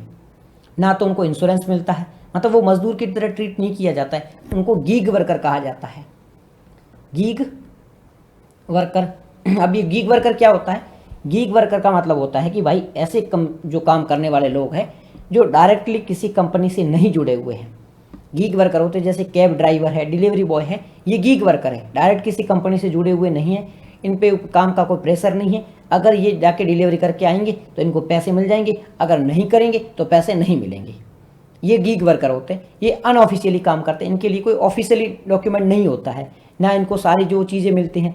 कोई मजदूर करता है किसी कंपनी में काम तो उसको सारी चीज़ें मिलती है, सारी चीज़ें मतलब इंश्योरेंस मिलता है, साथ ही साथ में उसका क्लेम भी करता है, साथ ही साथ में उसको और भी चीज़ें प्रोवाइड की जाती है। परंतु ये जो गीग वर्कर होते हैं उनको कोई चीज़ें प्रोवाइड नहीं की जाती हैं। ये एक आम आदमी की तरह, मतलब जो ये अनौपचारिक वर्कर होते हैं ना, उसकी तरह काम करता है, इसका कोई लेना देना नहीं होता कंपनी से। तो अभी इसमें बात हुई है कि भाई जो ये गीग वर्कर होते हैं जो प्लेटफॉर्म पे काम करते हैं, इनके लिए भी कुछ किया जाना चाहिए। ये जो मजदूर होते हैं बेचारे, ये तो पूरे दिन मेहनत करते हैं, पर इनके लिए कोई सेफ्टी नहीं है। कितने एक्सीडेंट, अब 5 मिनट में कोई डिलीवरी करने जा रहा है तो मंथली पेमेंट नहीं मिलती इनको, बस हाँ आप काम करो और काम के बदले आपको पेमेंट मिल जाएगी, जितना काम करोगे इतना आपको पेमेंट मिल जाएगा। इनका वो कंपनी से कोई टाइप नहीं होता है। बट सबसे ज़्यादा रिस्क भी इनका होता है। 5 मिनट में डिलीवरी करनी है तो वो स्पीड में चलाएगा, हो सकता है उसका एक्सीडेंट हो जाए, तो इसके लिए उनकी सेफ्टी का कोई उपचार नहीं किया गया है। ओके जी, मैं खुद कर चुका हूँ, तो बहुत बहुत बहुत दिक्कत वाला काम है, बहुत टफ होता है ये काम भाई। आप नाइट में डिलीवरी करने जा रहे हो, वो जिस जगह पे जा रहे हो सेफ़ है कि नहीं है, वहाँ पर भी कोई नहीं, कई बार वहाँ पे सेफ़ जगह नहीं होती, लूट लिया जाता है। और मैं कह सकता हूँ, मैं खुद काम कर चुका हूँ, मुझे पता है कि बहुत टफ सिचुएशन होती है वहाँ पे। ठीक है जी, यहाँ तक चीज़ें क्लियर है। नेक्स्ट है अनौपचारिक, यानी कि इनफॉर्मल कर्मचारी। अब ये इनफॉर्मल क्या होते हैं? इनफॉर्मल मतलब एक तो होते हैं फॉर्मल, जो कि कंपनी में जाके काम कर रहे हैं, उस कंपनी 30 से 40 ज़्यादा मजदूर काम कर रहे हैं, कंपनी से जुड़े हुए हैं, कंपनी उनको डायरेक्ट पेमेंट करती है मंथली बेस पे, सारी चीज़ें हैं वो इनको प्रोवाइड करते हैं, जितनी भी सेफ्टी सिक्योरिटी वगैरह होती है वो सब कुछ इनको प्रोवाइड करवाते हैं। बट ये जो अनौपचारिक होते हैं, इनफॉर्मल होते हैं, इनको ये सारी चीज़ें नहीं मिलते हैं। गीग वर्कर से अलग होते हैं, क्योंकि गीग वर्कर को मंथली पेमेंट वगैरह नहीं मिलता है, डेली बेसिस पे होता है, टास्क होता है इनका। बट ये जो इनफॉर्मल वाले होते हैं ना, इनको मंथली मिलता पेमेंट, इनको मंथली मिलता है, परंतु ये किसी औपचारिक रूप से नहीं जुड़े होते हैं, तो इनकी सिक्योरिटी होती है वो इतनी नहीं होती है। तो इनके लिए भी काम किया जाएगा। किसमें? जो अभी कॉन्फ्रेंस हुई थी उसमें इनके लिए भी बात की गई भाई कि इनकी स्थिति में भी सुधार आना चाहिए। ओके जी, ठीक है, अब ये पॉइंट क्यों बताए हैं, क्या ऐसे प्रीलिम में क्वेश्चन आएंगे? प्रीलिम में ऐसा ये क्वेश्चन आ सकता है, ये क्वेश्चन आ सकता है। ये पॉइंट है वो मेंस के लिए है। ये पॉइंट किसके लिए? मेंस के लिए है। मेंस में कैसे? मेंस में अगर जो मजदूर वगैरह है, लेबर्स है, उनकी स्थितियों में सुधार करना हो तो उसके लिए है कि भाई क्या क्या किया जा सकता है, क्या क्या समस्या है, ये बात है। वेरी गुड मॉर्निंग जी। ठीक है, तो ये उनकी स्थिति में सुधार करने के लिए है, समझ गए? तो ये बात है, ये मेंस के लिए।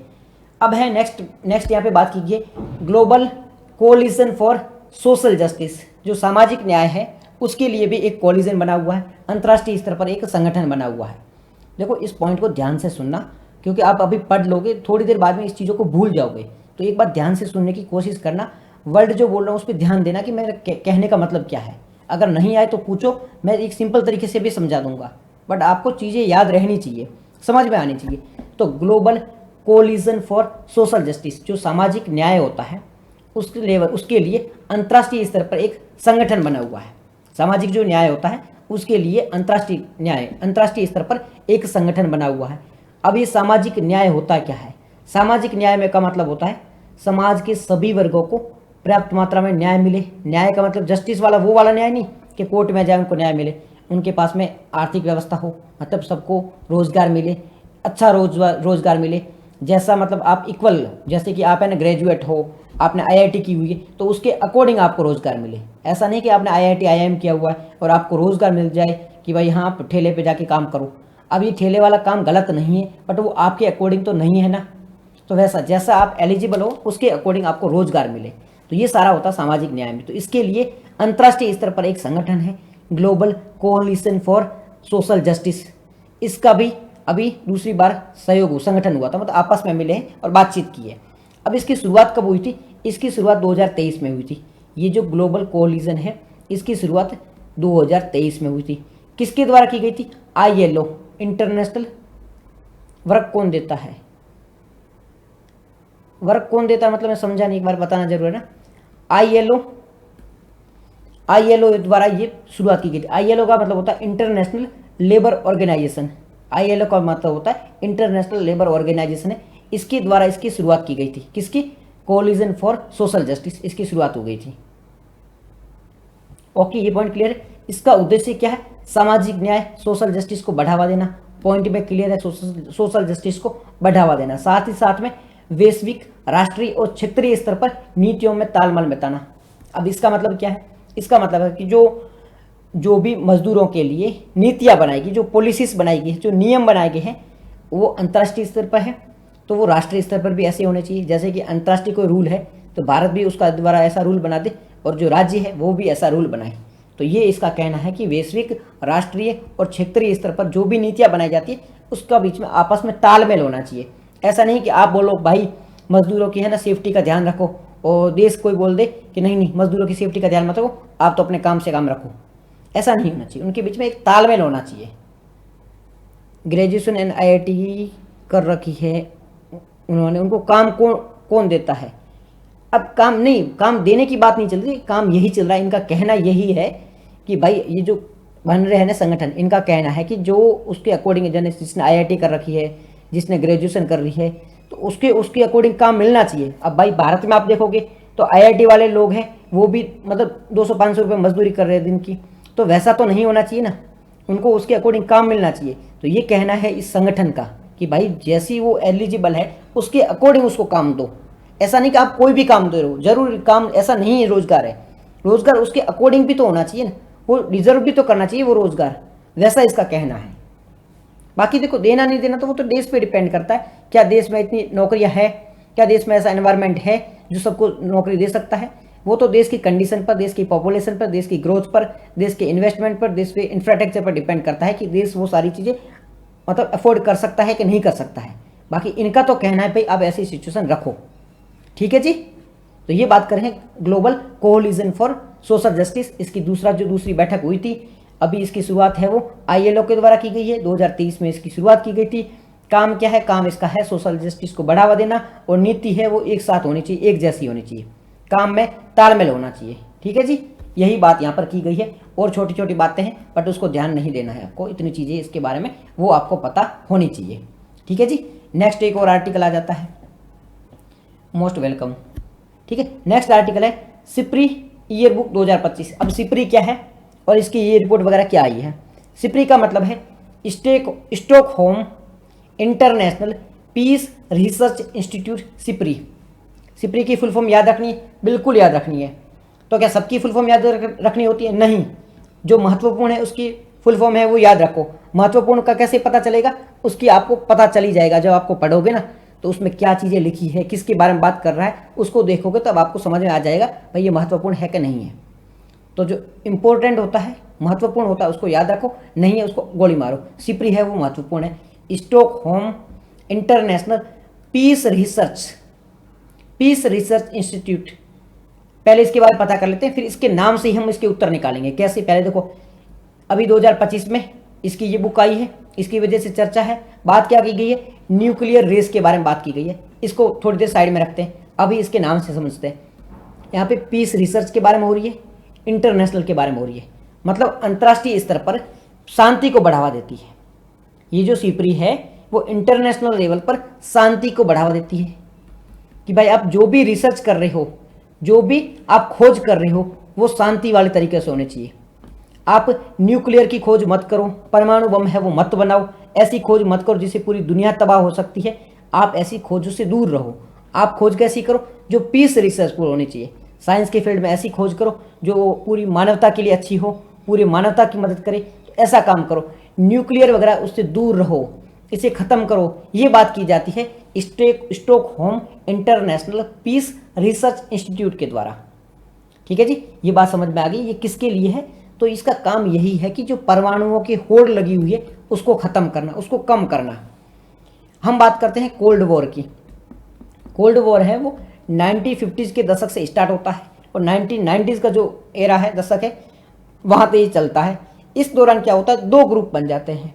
एक बनता है यूएसए का, जिसमें वेस्टर्न कंट्रीज थी। दूसरा बनता है यूएसएसआर का, जिसमें कौन था? रसिया और ये सारे देश शामिल थे। अब इन दोनों में क्या होता है? तनाव बढ़ जाता है। तो इस दौरान रेस लग जाती है कि ज़्यादा से ज़्यादा परमाणु हथियार है वो कौन बनाए। यूएसएसआर चाहता था कि हमारे पास में ज़्यादा परमाणु हथियार हो और यूएसए चाहता था कि हमारे पास में परमाणु हथियार ज़्यादा हो। अब ये रेस इतनी बड़े लेवल पर बढ़ गई थी और साथ ही साथ में इनका खतरा भी बढ़ गया था कि अगर इतने सारे परमाणु हथियार फट गए या इससे युद्ध हो गया तो पूरा वर्ल्ड, पूरी पृथ्वी है वो ख़त्म हो जाएगी। ये स्थिति देखने को मिल रही थी 90s के एरा में, मतलब जो 90 की सेंचुरी थी ना, 20 सेंचुरी, लेकिन जैसे 1950 से 1991 के बीच में ऐसी स्थिति देखने को मिल रही थी। बहुत गंभीर स्थिति थी। कभी अमेरिका परमाणु की धमकी देता था तो कभी यूएसएसआर है वो परमाणु की धमकी देता था। तो इस दौरान क्या होता है? एक संगठन बनता है सिप्री नाम से, Stockholm international peace research institute. इसका कहना था कि भाई आप जो परमाणु की रेस लगा रहे हो ये पूरी दुनिया को तबाह कर देगा, कोई बचेगा ही नहीं। इस रेस से दूर हो जाओ, परमाणु हथियार है उसकी रेस को कम कर दो, सारे देश है उसको लिमिटेड कर दो। हो सकते धीरे धीरे ये है सारे परमाणु होते हैं उसको नष्ट कर दो, परमाणु हथियारों को नष्ट कर दो, ऐसा कहना था सिप्री का। अब ये तो कोशिश चली रही थी, तो उसके दौरान ये सिप्री संगठन बना और ये ऐसी बातें करने लगा कि परमाणु रेस है उसे कम करो। ठीक है, परंतु अभी इसे कितना माना गया कितना नहीं माना गया वो तो हमें पता है कि परमाणु की रेस ना तो कम हुई और उल्टा बढ़ती ही जा रही है, जो कि इसमें बात की गई है। अब ये जो सिप्री है इसने अपनी जो एक बुक है वो प्रकाशित की है, रिलीज की है, और इसमें इसने बताया है कि भाई न्यूक्लियर की रेस है, न्यूक्लियर आर्म की जो रेस है ना वो अंधी हो गई है। इतने बीच में कुल रुकी थी परंतु अब तो अंधे लेवल पर चल रहा है। USA, USSR, Ukraine, Israel, Iran और साउथ कोरिया, नॉर्थ कोरिया, ये सारे युद्ध में इन्वॉल्व हो चुके। चाइना, पाकिस्तान, भारत, ये सारे इनडायरेक्ट डायरेक्ट कहीं ना कहीं युद्ध में इन्वॉल्व है। सारे चाहते हैं हमारे पास में परमाणु हथियार हो, और ऐसे इनके भूख लगी, ऐसी तलब लगी है कि इनकी संख्या, परमाणु हथियारों की संख्या है वो लगातार बढ़ती जा रही है। और आने वाले समय में ये तीसरे युद्ध को, जो तीसरा वर्ल्ड वॉर है, उसको इन्वाइट कर रहे हैं। कभी भी ये चीज़ें देखने को मिल सकती है। ठीक है, तो ये सिप्री का कहना है। अब सिप्री क्या क्या बातें कर रही है? सिप्री कह रही है ग्लोबल न्यूक्लियर स्टॉक पाइल, मतलब क्या है? ये जो न्यूक्लियर है इसका खतरा है, धीरे धीरे हम बात कर रहे थे भाई कम करना है, परंतु कम नहीं करके इसको और ज़्यादा बढ़ा दिया है। इसको तो बढ़ाया साथ में जो नए नए हथियार है ना उसे भी बढ़ा दिया है। नए नए हथियार मतलब आपने देखा होगा कि नई नई बैलिस्टिक मिसाइल आ रही है, जो कि मैं जो इस पर बोल रहा हूँ ना मेरी आवाज़ से भी तेज़ स्पीड में चल रही है। ऐसी ऐसी मिसाइलें आ चुकी है, ऐसे ऐसे ड्रोन आ चुके हैं, ऐसी ऐसी गन आ चुकी हैं जो यहाँ पे बैठे बैठे अमेरिका में वॉर कर सकते हैं, अमेरिका को नष्ट कर सकते हैं, ऐसी ऐसी मिसाइलें बन चुकी हैं। ठीक है, तो ये कह रहे हैं कि आधुनिकरण तकनीकी से ये चीज़ें और भी ज़्यादा खराब हो रही है। चाइना लगातार परमाणु हथियार बना रहा है, चाइना के पास में 600 से अधिक परमाणु हथियार हो चुके हैं। ये स्थिति देखने को मिल रही है। भारत पाकिस्तान की तुलना में भी देख लो, ये भी 170 80 है वो परमाणु हथियार वो बना चुका है। ठीक है, फिसिल मटेरियल देखने को मिलता है। इसमें क्या होता है, ये हाईली इनरिच यूरेनियम की बात हो रही है। मतलब क्या है, जब परमाणु बनाया जाता है, परमाणु बम बनाया जाता है, वहाँ पर किसका उपयोग किया जाता है, न्यूक्लियर का। उसमें जो होता है, एक तो होता है, आप देखो यहाँ पे प्लूटोनियम और यूरेनियम की बात की है, एक होता है प्लेटिनियम होता है, एक होता है यूरेनियम। इन दोनों में क्या इनरिच किया जाता है, मतलब शुद्ध किया जाता है। पहले ये खराब आते हैं, प्लूटोनियम भी खराब होता है, उसमें अशुद्धियाँ बहुत ज़्यादा होती है, यूरेनियम पर भी अशुद्धियाँ बहुत होती है, पर यूरेनियम को इनरिच किया जाता है, मतलब अशुद्धियों को दूर किया जाता है। 100% इसको प्राप्त करने की कोशिश की जाती है। जैसे ही 100% यूरेनियम में वो प्राप्त हो जाएगा तो उससे परमाणु बम है वो बनाया जा सकता है। ये बात यहाँ पर की जा रही है। ठीक है जी, यहाँ तक पॉइंट क्लियर है, बात समझ में आ गई यहाँ तक। तो ये साइन किया गया है, इसको याद रखना।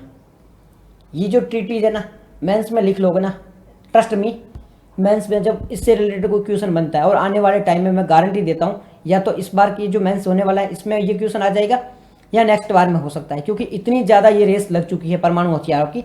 तो यूपीएससी भी इससे बाहर नहीं भागेगी, इससे क्वेश्चन पूछ सकती है, और पूछा हुआ भी है यूपीएससी ने। तो ये परमाणु का जो वॉर चल रही है, इसे प्रतिबंधित करने के लिए, इसे कम करने के लिए अंतर्राष्ट्रीय स्तर पर क्या क्या प्रयास किया गया है, अंतर्राष्ट्रीय स्तर पर क्या क्या चीज़ें की गई है, तो ये सारी चीज़ें की गई है। एनटीपी, नॉन प्लोरिफिकेशन ट्रीटी की गई थी 1970 में, जिसमें परमाणु हथियार है उसको कम करना था, खत्म करना था। निशस्त्रीकरण की बात की गई थी, परमाणु हथियार उसको खत्म कर देना है, ये बात की गई थी। फिर उसके बाद में पार्सली बैंड ट्रीटी, ये 1963 में हुई थी। इसमें भी जो भी परीक्षण वगैरह किए जाते हैं ना परमाणुओं के, हवा में, अंतरिक्ष में, पानी में, उसको भी कम करने की बात की गई थी। उसके बाद में सीटीबीटी ट्रीटी हुई थी 1996 में, इसमें भी परमाणु विस्फोटों पर रोक लगाने की बात की गई थी। तो ये तो याद रखना। एक एनपीटी, इसको याद रखना, एनपीटी 1970 में हुई थी, इसको याद रखो, जो कि परमाणु हथियारों पर रोक लगाती थी या फिर निशस्त्रीकरण को बढ़ावा देती थी। तो इस पॉइंट को याद रखना, ये मोस्ट इंपॉर्टेंट है। ठीक है, उसके बाद में पार्सली बैंड ट्रीटी, इसको भी थोड़ा याद रखना। ये भारत इसका सिग्नेचरी भी है, भारत ने इसको साइन भी कर रखा है, तो ये भी पॉइंट याद रखना। याद रखना है ना, याद रखना मतलब सीरियसली याद रखना, मजाक में मत ले लेना। पहला है एनपीटी, न्यूक्लियर प्लोरिफिकेशन ट्रीटी 1970 में हुई थी, जो कि परमाणु हथियारों को बैन करती थी, रोक लेती थी, नष्ट करने के बारे में बात करी थी। दूसरी है पार्सली टेस्ट बैन ट्रीटी 1963 की, 1963 की है, जो कि परमाणु परीक्षण को रोकने की बात करता है कि परमाणु का परीक्षण ही मत करो आप। ये भी भारत इसका सिग्नेचरी है, भारत ने साइन किया हुआ है, भारत ने इसको साइन किया हुआ है, इसको भारत ने साइन नहीं किया है। एनपीटी भारत नहीं है, इसमें भारत है, इसमें भारत है, ध्यान से सुनना, याद रखना इसको, इसमें भारत है, और इसको याद रखना। सीटीबीटी 1996 में, 1996 में हुई थी, सभी प्रकार के परमाणु विस्फोटों पर रोक लगा दी थी, भारत ने साइन नहीं किया है, भारत ने इसको साइन नहीं किया है। एनपीटी को याद रखना, भारत ने साइन नहीं किया है। दूसरा है पार्सली बैंड ट्रीटी, भारत ने साइन किया है। तीसरा है सीटीबीटी, भारत ने साइन नहीं किया है। दूसरे दो है वो नहीं याद रखोगे तो भी चलेगा, इन तीनों को तो जरूर याद रखना। और ये भी याद रखना भारत इसमें शामिल है या नहीं है, भारत का क्या अपडेट है वो भी याद रखना। यूपीएससी डायरेक्टली क्वेश्चन पूछती है, मोस्ट इंपोर्टेंट है, डायरेक्टली क्वेश्चन आएंगे प्रीलिम में, तो ध्यान से रखियो, ध्यान से सुनियो। ठीक है जी, मजाक में मत लेना, डायरेक्टली क्वेश्चन बनेंगे, रट लो, बार बार जाके देखो, ये जाके अभी खत्म करके ही सीधा जाके इसको पढ़ने बैठ जाना यूट्यूब पे, या तो वीडियो देख लेना, पर इसे जरूर ध्यान रखना है। यूपीएससी डायरेक्टली क्वेश्चन पूछेगी, मुंह पे उठा के क्वेश्चन मारती है, सीधा सीधा फेंकती है, इसके लो पकड़ ले भाई। ठीक है जी, नेक्स्ट है सेंसस 2027 में होने वाले हैं, क्या क्या इसमें याद रखना है। सबसे पहले किसने घोषणा करी है, रजिस्टर जनरल ऑफ इंडिया, ये होम मिनिस्ट्री के अंतर्गत आता है, गणना की है। क्या याद रखना, मोस्ट इंपोर्टेंट, याद रखो, बिल्कुल याद रखो, याद रखो, इसको जरूर याद रखो। 2027 में जनगणना होने वाली है। जनगणना के बारे में घोषणा कौन करता है, जनगणना के बारे में घोषणा कौन करता है, रजिस्टर जनरल ऑफ इंडिया। जनगणना के बारे में घोषणा कौन करता है, रजिस्टर जनरल ऑफ इंडिया। किसके अंतर्गत आता है, होम मिनिस्ट्री के अंतर्गत। किसके अंतर्गत आता है, होम मिनिस्ट्री के अंतर्गत। जनगणना की घोषणा कौन करता है, रजिस्टर जनरल ऑफ इंडिया। किसके अंतर्गत आता है, होम मिनिस्ट्री के अंतर्गत। रट लो भाई, रट लो, याद कर लो। उसके बाद इसका कानूनी आधार क्या है, याद कर लो, ये भी याद कर लो, सेंसेक्स एक्ट 1948, जो जनगणना अधिनियम 1948 का है वो इसका कानूनी आधार है। याद रखना, जनगणना की घोषणा रजिस्टर जनरल ऑफ इंडिया, लिख लो एक बार कहीं भी जहां है पेज वहां पे लिखो, पहले लिखो जनसंख्या, जनगणना 2027 घोषणा कौन करता है? Register general of India. किसके अंतर्गत आता है ये? मिनिस्ट्री ऑफ होम अफेयर के अंदर आता है, मतलब जो गृह मंत्रालय होता है अमित शाह जी है उसके अंडर में काम करता है। कानूनी आधार इसका क्या है? लीगल स्टेटस, तो सेंसस एक्ट 1948, जो जनगणना एक्ट है 1948 वो इसका लीगल आधार है, इसको भी याद रखना है, मोस्ट इंपोर्टेंट है, याद रखो। ठीक है जी। मुख्य बातें क्या होगी? 2 चरणों में जनगणना होगी, एक घर से होगी, एक जाके वहां पे जाके हो जाएगी। याद नहीं रखोगे चलेगा। डिजिटल माध्यम होगी, मोबाइल ऐप से जनगणना हो जाएगी, मोबाइल ऐप से वो जनगणना हो जाएगी। ये तो याद नहीं रखोगे तो चलेगा। ठीक है, मैंने जो पॉइंट बताए हैं ध्यान देने का उसको जरूर ध्यान दो। ये तो एक बार है, सेल्फ का मतलब होता है आप खुद जानकारी दे देना, आपको एप्लीकेशन दे दी जाएगी, पूछेगा आपका नाम क्या है, पिताजी का नाम क्या है, घर में मेंबर क्या है, खुद जानकारी दे तो खत्म है। और यहाँ पर जाके भी जानकारी लेनी होगी, कास्ट के बारे में भी जानकारी दी जाएगी, जातियों के बारे में, आपकी जाति क्या है, क्योंकि अभी बात हुई थी कि जातिगत जो व्यवस्था है उसके बारे में बात की है। परंतु ये चीज़ें याद रखना, register general of India, census act 1948, 2 चरणों में जनगणना हो रही है। और इन दोनों पॉइंट है, एक तो खुद आप बता सकते हो अपने बारे में, और जाति के बारे में भी आपको बताना है। ठीक है जी, याद है, कोई डाउट नहीं है, क्लियर पॉइंट है, डन। याद है, याद रख लेना भाई साहब, मैं कह रहा हूँ सीरियसली याद रख लेना इन चीज़ों को, भूल मत जाइयो। आज पढ़ोगे कल भूल जाओगे, कल मैं क्वेश्चन भी पूछ लूँगा। एक कुछ लोगों को मैं इनमें से जानता भी हूँ, उनको डायरेक्ट मैं क्वेश्चन पूछूंगा इसमें से। पूजा जी को जानता हूँ, टिया जी को, इनको तो मैं डायरेक्टली क्वेश्चन पूछूंगा इसमें से। ठीक है, तो याद रख लेना प्लीज़, रिक्वेस्ट है आपसे, याद रख लो। नेक्स्ट है साइबर सुरक्षा एक्सरसाइज। क्या है ये साइबर सुरक्षा एक्सरसाइज? सबसे पहले ये किसके द्वारा कंडक्ट करवाई गई है? मोस्ट इंपोर्टेंट पॉइंट है साइबर सुरक्षा एक्सरसाइज। अभी क्या होती है इसको 2 मिनट में समझेंगे। पहला पॉइंट ये याद रख लो, रक्षा मंत्रालय के द्वारा करवाई गई है। किसके द्वारा? डिफेंस मिनिस्ट्री के द्वारा की गई है। आप कहोगे साइबर की बात हो रही है तो इसमें जो साइंस का डिपार्टमेंट है वो वगैरह आएगा? नहीं, विज्ञान मंत्रालय वगैरह कोई नहीं आ रहा है, रक्षा मंत्रालय आ रहा है, क्योंकि साइबर की सुरक्षा करनी है, सुरक्षा की बात चल रही है, तो यहाँ पर बात हो रही रक्षा मिनिस्ट्री है। भाई मैं किसी को भी क्वेश्चन पूछ लूंगा, ठीक है, काफ़ी जनों का मैंने नाम सुना हुआ इसमें से, और मैं इंस्टाग्राम वगैरह पे बात भी की है, तो मैं डायरेक्ट उनको क्वेश्चन पूछ लूँगा। तो प्लीज़ ध्यान से देख लेना है ना, 2-3 जने नहीं, मैंने काफ़ी जनों का नाम मेरे को पता है कि कौन कौन है, पढ़े हुआ है। ठीक है, तो साइबर सुरक्षा एक्सरसाइज है, रक्षा मिनिस्ट्री की एक इनिशिएटिव, रक्षा मंत्री की एक पहल है। कौन सी मिनिस्ट्री है? Defence ministry. कौन सी है? Defence ministry. साइबर सुरक्षा के बारे में बात की जा रही है। किसके बारे में की जा रही? साइबर सुरक्षा की। साइबर सुरक्षा मतलब मेरे पास है फ़ोन, मैंने आपके फ़ोन को हैक कर लिया, आप में से किसी के फ़ोन को हैक कर लिया, आप पे अटैक कर लिया, आपके पैसे चुरा लिए, आपका डेटा चुरा लिया, उस डेटा का मिसयूज़ कर लिया। क्या किया मैंने? साइबर सुरक्षा का ब्रीच कर लिया है, मैंने साइबर क्राइम कर लिया है, आपको नुकसान पहुंचा दिया है। तो ये टारगेट है किसका? हमारा भारत सरकार का, कि साइबर सुरक्षा को बढ़ावा दिया जाए। क्योंकि आपने देखा होगा ये जो हमारा ऑपरेशन सिंदूर चल रहा था, इस दौरान एक न्यूज़ आई थी कि पाकिस्तान ने भारत पर साइबर अटैक किया है। ऐसी एक फेक न्यूज़ आई थी कि पाकिस्तान ने भारत पर साइबर अटैक किया है, आप सबने सुनी होगी। तो वहाँ पर यही बात की जा रही है कि साइबर सुरक्षा को बढ़ावा देना है, ताकि कोई बाहरी देश है वो युद्ध की स्थिति में या नॉर्मल स्थिति में हमारे पर साइबर अटैक नहीं करे। ठीक है, तो साइबर सुरक्षा के बारे में यहाँ पे बात की जा रही है। कौन कर रहा है? रक्षा मंत्रालय कर रहा है। बाकी बातें सारी कॉमन है कि यहाँ पे एक डिफेंस साइबर एजेंसी है जो कि डिफेंस मिनिस्ट्री के अंतर्गत आती है, जो इसका आयोजन कर रही है। मतलब एक होता है रक्षा मंत्रालय, रक्षा मंत्रालय के अंतर्गत एक एजेंसी है जिसका नाम है डिफेंस साइबर एजेंसी। याद रखना है, बिल्कुल याद रखना है, defence cyber agency, defence cyber agency. ये कौन सी मंत्रालय में आती है? ये रक्षा मंत्रालय में आती है। डिफेंस साइबर एजेंसी है वो रक्षा मंत्रालय में आती है, डिफेंस साइबर एजेंसी है वो रक्षा मंत्रालय में आती है। क्या काम किया इसने साइबर सुरक्षा एक्सरसाइज को कंडक्ट किया है, इसका आयोजन किया है। क्या किया जाएगा? साइबर सुरक्षा को बढ़ावा दिया जाएगा। इस जो सारा यहाँ लिखा है ना, उसमें एक ही बात लिखी है, साइबर सुरक्षा को बढ़ावा देना। यहाँ सब जगह एक ही बात लिखी मैंने, बाकी इसको नहीं पढ़ोगे चलेगा, इसको बस याद रखो, इतना सा पॉइंट है, इसको याद रखो। तो ये लिखा क्यों है? मजबूरी थी, आपको बस इतना याद रख लो, बस हो गया काम। ठीक है जी, इसको याद रख लो, इतनी सी बात को याद रख लो, हो गया काम आपका। बाकी नीचे सब यही बात की गई है कि किस प्रकार से ट्रेनिंग करनी है, क्या क्या चीज़ें की जाएगी, कैसे चीज़ें की जाएगी। कॉमन सेंस है भाई, ट्रेनिंग कैसे की जाएगी, कॉमन सेंस है। नेक्स्ट आर्टिकल की ओर चलते हैं। क्या है next article? World health assembly, उन्होंने रेजुलेशन दिया है किस पर? स्किन डिजीज पर। पहला पॉइंट, स्किन डिजीज़ मतलब जो त्वचा की बीमारियां होती है ना, जो त्वचा की बीमारियां होती है, इसके लिए एक रेजुलेशन लेके आया है। कौन लेके आया है? World health assembly. World health assembly क्या है? WHO की एक संस्था है। किसकी संस्था है? WHO की संस्था है। वर्ल्ड हेल्थ असेंबली है वो क्या है? WHO की संस्था है। क्या किया इसने? स्किन डिजीज पर एक रेजुलेशन दिया है। पहला पॉइंट आपका क्लियर हुआ। वर्ल्ड हेल्थ असेंबली क्या है? WHO की एक संस्था है। WHO की संस्था ने क्या किया? अभी स्किन डिजीज पर एक रेजुलेशन दिया है। इसका प्रस्ताव का नाम क्या है? Skin disease as global public health priority, ये इसका नाम है। अब ये नाम है तो याद रखेगा, मत रखो याद, मत रखो याद। क्या याद रखना इसने? अगर क्वेश्चन पूछ गया, चौहान साहब वेरी गुड मॉर्निंग, हेलो, ठीक है, अगर यूपीएससी ने प्रीलिम में क्वेश्चन पूछा कि भाई एक डिजीज, ये नाम आ गया, मान लो कि स्टेटमेंट में ये दिया हुआ है, ठीक है, हमने क्या पढ़ा है? हमने कहा कि इसको याद नहीं रखना है, बट हमने एक चीज़ देखी थी कि वर्ल्ड हेल्थ असेंबली है, स्किन डिजीज के लिए क्या किया था? उसने एक रेजुलेशन लेके आई थी।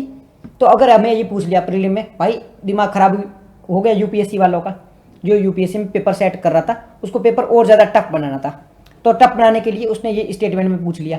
लेकिन हमारे पास में कॉमन सेंस है कि हमने पढ़ा था कि वर्ल्ड हेल्थ असेंबली है, स्किन डिजीज के लिए एक रेजुलेशन ले आए। यहाँ पर ये देखो नाम पड़ा, स्किन डिजीज, ग्लोबल पब्लिक और हेल्थ प्रायोरिटी।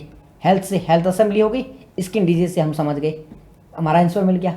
क्या ये याद रखने की आवश्यकता है? नहीं है, हमें ये याद है, इसको याद नहीं भी होगा तो भी उत्तर निकाल सकते हैं। Common sense, use common sense, common sense का उपयोग करो, उत्तर मिल जाते हैं। आपको उस क्वेश्चन के स्टेटमेंट में ही उत्तर छुपा होता है, कॉमन सेंस यूज करो, उत्तर मिल जाएगा। World health assembly, skin disease के बारे में बात हो रहा है, WHO की जो संस्था है, बस हो गया काम, मिल गया उत्तर आपको। अब ये प्रस्ताव क्यों लाया है? सिंपल सी बातें लिखी, स्किन डिजीज से ज़्यादा लोग प्रभावित है, ठीक है, क्षेत्र कोई लोग इस पर ध्यान नहीं दे रहा है, मतलब ये पूरा जो लिखा है ना, इसमें क्या बातें की गई? इसमें एक ही बात की गई है, स्किन डिजीज से लोग प्रभावित है। त्वचा की जो बीमारियां होता है, त्वचा की बीमारी, आपके पिंपल्स हो गए हैं, त्वचा है वो थोड़ी रूखी रूखी सी रहने लगी है, आंखों के नीचे डार्क सर्कल वगैरह बन गए हैं, लोग इसको प्रभावित होते हैं। कई बार वो कुछ हो जाता है वाइट वाइट सा, तो लोगों को डर लगता है, लोग इससे प्रभावित होते हैं, थोड़ा एम्बैरेसमेंट भी फील करते हैं, ठीक है, कुछ ऐसा फील करते हैं। अब ध्यान नहीं रखना त्वचा की, आपकी त्वचा अच्छी है नहीं है, वो कोई मैटर नहीं करता, आप पे डिपेंड करता, आप जैसी भी हो, बढ़िया हो, सुंदर हो, परंतु फिर कुछ लोग इससे अफेक्ट होते हैं, कुछ लोगों पर ये ज़्यादा असर करता है, खास करके फीमेल्स में, गर्ल्स में ये चीज़ें ज़्यादा देखने को मिलती है। तो ये वर्ल्ड हेल्थ असेंबली इसका कहना है कि भाई ये एक नेग्लेजेटेड बीमारी है, मतलब हकीकत में ये एक बीमारी है, पर लोग इसको उपेक्ष कर देते हैं, इसको छोड़ देते हैं, इसको नेग्लेक्ट कर देते हैं। तो ये नेग्लेक्ट करने वाली चीज़ नहीं है, इसका ध्यान रखो, केयर करो। ये वर्ल्ड हेल्थ असेंबली का है और यही सारी यहाँ पे बातें की गई है, ठीक है, यही सारी बातें यहाँ पे लिखी है, इसको नहीं देखोगे तो चलेगा, ये पॉइंट आप याद रखना। ओके जी, समझ गई बात? क्या क्या प्रावधान किया गया है? प्रावधान वही है, ग्लोबल एक्शन लिया जाएगा, रोकथाम की कोशिश की जाएगी, रिसर्च की जाएगी, निवेश किया जाएगा। नॉट इम्पोर्टेंट, मेंस में क्वेश्चन नहीं बनेगा, मेंस में क्वेश्चन नहीं बनेगा, प्रीलिम में क्वेश्चन बनेगा, याद है हमें, बस हो गया काम। नेक्स्ट आर्टिकल की ओर चलेगा। मेंस में क्वेश्चन नहीं बनेगा, मैं कैसे श्योर हूँ कि भाई मेंस में इससे क्वेश्चन बनेगा ही नहीं? मेंस में बहुत सारी चीज़ें पूछने को पड़ी है, मेंस में और भी सारी चीज़ें पूछने को पड़ी है, वहाँ से क्वेश्चन ऑलरेडी बन सकता है। और इसके बारे में अगर आप नहीं भी पढ़ोगे, इतनी चीज़ें पता ही होगी, कॉमन सेंस लगा लो। मेंस का क्वेश्चन आ गया स्किन डिजीज पे कि एक वर्ल्ड हेल्थ असेंबली है, उसने ऐसा ऐसा कर लिया है, क्या करोगे? पहले बता दो क्या क्या चीज़ें हैं, क्यों इसको बनाना है, कमियाँ बता दो, भाई इसको लोग है वो नेगलेक्ट कर दिया है, बहुत ज़्यादा चीज़ें देखने को मिलती है, एम्बेसमेंट फील होती है, एक्शन क्या लिया होगा, ग्लोबल लेवल पे साथ में मिलकर काम करना है, रोकथाम का प्रयास करना है, रिसर्च करना है, बस सेम पॉइंट तो लिखने भाई, कुछ थोड़ा कॉमन सेंस यूज करोगे, कोई लॉजिक, कोई मतलब ऐसी इम्पॉसिबल चीज़ नहीं है, रॉकेट नहीं बनाना मेंस में, लिखनी है बातें, कॉमन सेंस यूज करो, लिख लोगे, बस खत्म बात। आगे नेक्स्ट है स्विच ऑक्शन के बारे में है। अब स्विच ऑक्शन है क्या? आरबीआई है ना, मैं सिंपल से आपके बताता हूँ। आरबीआई ये क्या करती है? गवर्नमेंट की जो सिक्योरिटीज़ होती है, गवर्नमेंट की सिक्योरिटी मतलब सुरक्षा नहीं, नहीं, गवर्नमेंट के जो बॉन्ड होते हैं, गवर्नमेंट के जो शेयर होते हैं, अलग अलग गवर्नमेंट की कंपनियां हैं, उसकी गवर्नमेंट के शेयर बॉन्ड होंगे।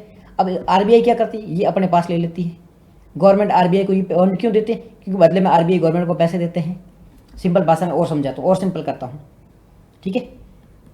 आरबीआई गवर्नमेंट, आरबीआई कौन हो? आप हो। आरबीआई गवर्नमेंट कौन है? पापा है।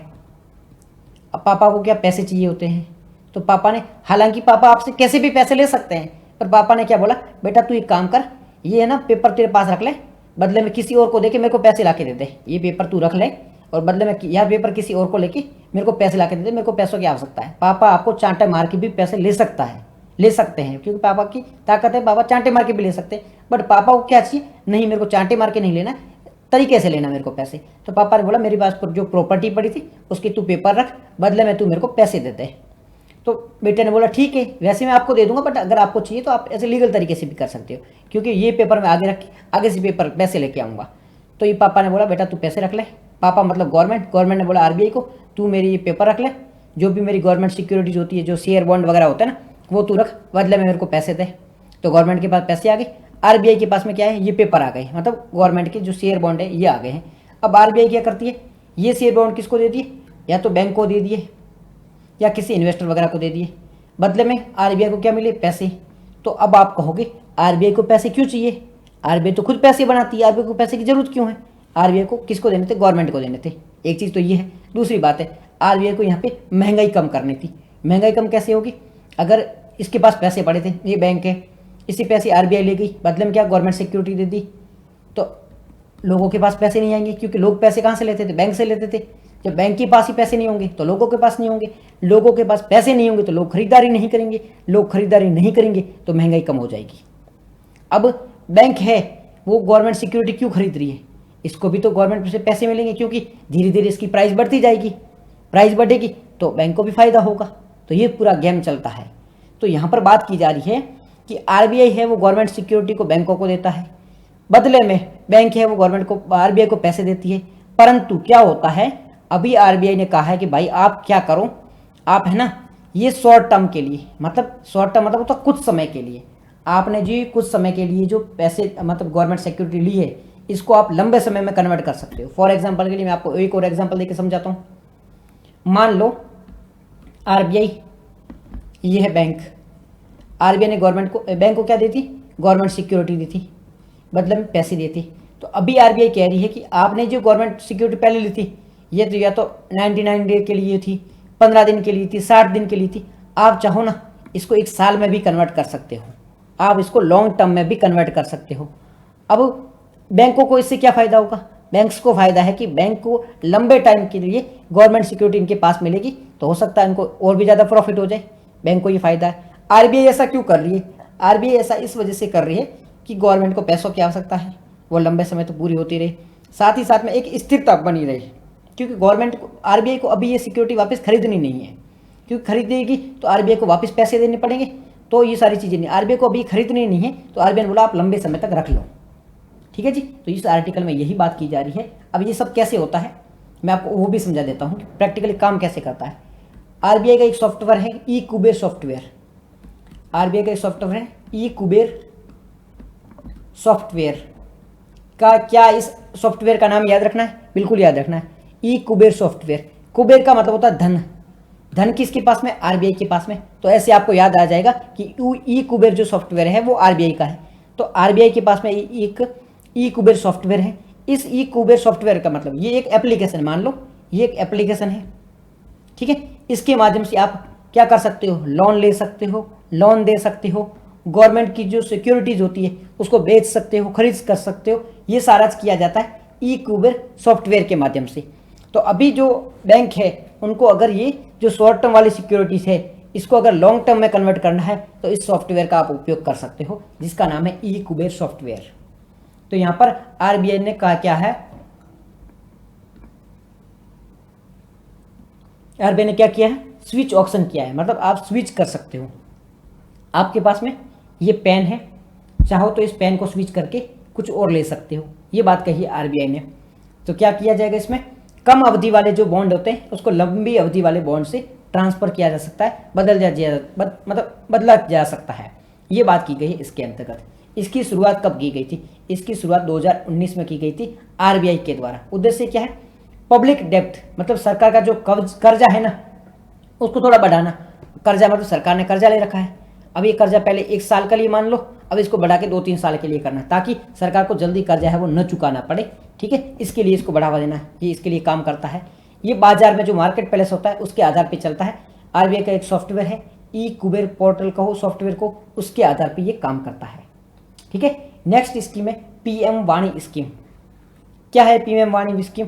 सरकार है ना पूरे भारत में इंटरनेट लगाएगा। इंटरनेट मतलब ऐसा कनेक्शन स्थापित करेगा सैटेलाइट के माध्यम से कि पूरे भारत को वाईफाई सुविधा दी जा सके। सरकार है वो ऐसे सैटेलाइट है वो लॉन्च करेगी जिसमें इंटरनेट कनेक्शन होगा, जिसकी सहायता से आप अपना वाईफाई ऑन करो, सरकार है वो हॉटस्पॉट ऑन रहेगा, उसे कनेक्ट करके आप इंटरनेट चला सकते हो। ये पूरे भारत में चलाया जाएगा। इसका फ़ायदा ये होगा कि हम जो इंटरनेट कनेक्शन के लिए जो सिम कार्ड वगैरह पे जो डिपेंड होते हैं वो कम हो जाएगा। इसका उपयोग कैसे होगा? इसका उपयोग इस प्रकार से किया जाएगा कि पूरे भारत में जो ये चाय के ठेले पे बैठते हैं, पान के ठेले पे बैठते हैं, गल्ले पे बैठते हैं, इनको बोला जाएगा कि आप क्या करो, इसको खरीद लो। किसको? पीएम वाणी के अंतर्गत जो होता है ना इंटरनेट कनेक्शन, वो खरीद लो। अगर किसी को भी इंटरनेट यूज़ करना है तो वो आपको 5 रुपये 10 रुपये पे करेगा, वहाँ पर बैठेगा, इंटरनेट 1-2 घंटे के लिए यूज़ करेगा और बाद में चला जाएगा। इस प्रकार से इसे आप खरीद सकते हो। कहीं पर जाके इसे इंटरनेट कनेक्शन को खरीद लो, वहाँ जाके आप इंटरनेट यूज़ करो और बदले में जो चाय वाले जो ठेला वाले जो बैठे ना उनको पैसे मिल जाएंगे। तो दोनों का फ़ायदा है। एक जो इंसान है उसको इंटरनेट कनेक्शन मिल गया, दूसरे को जो अपना काम कर रहा था चाय वगैरह वाला उसको पैसे मिल गए। तो ये फ़ायदा है। गवर्नमेंट ऐसा क्यों कर रही है? क्योंकि जो रूरल एरियाज है, जो ग्रामीण एरियाज है ना, वहाँ तक इंटरनेट का कनेक्शन है वो प्रोवाइड करवाना।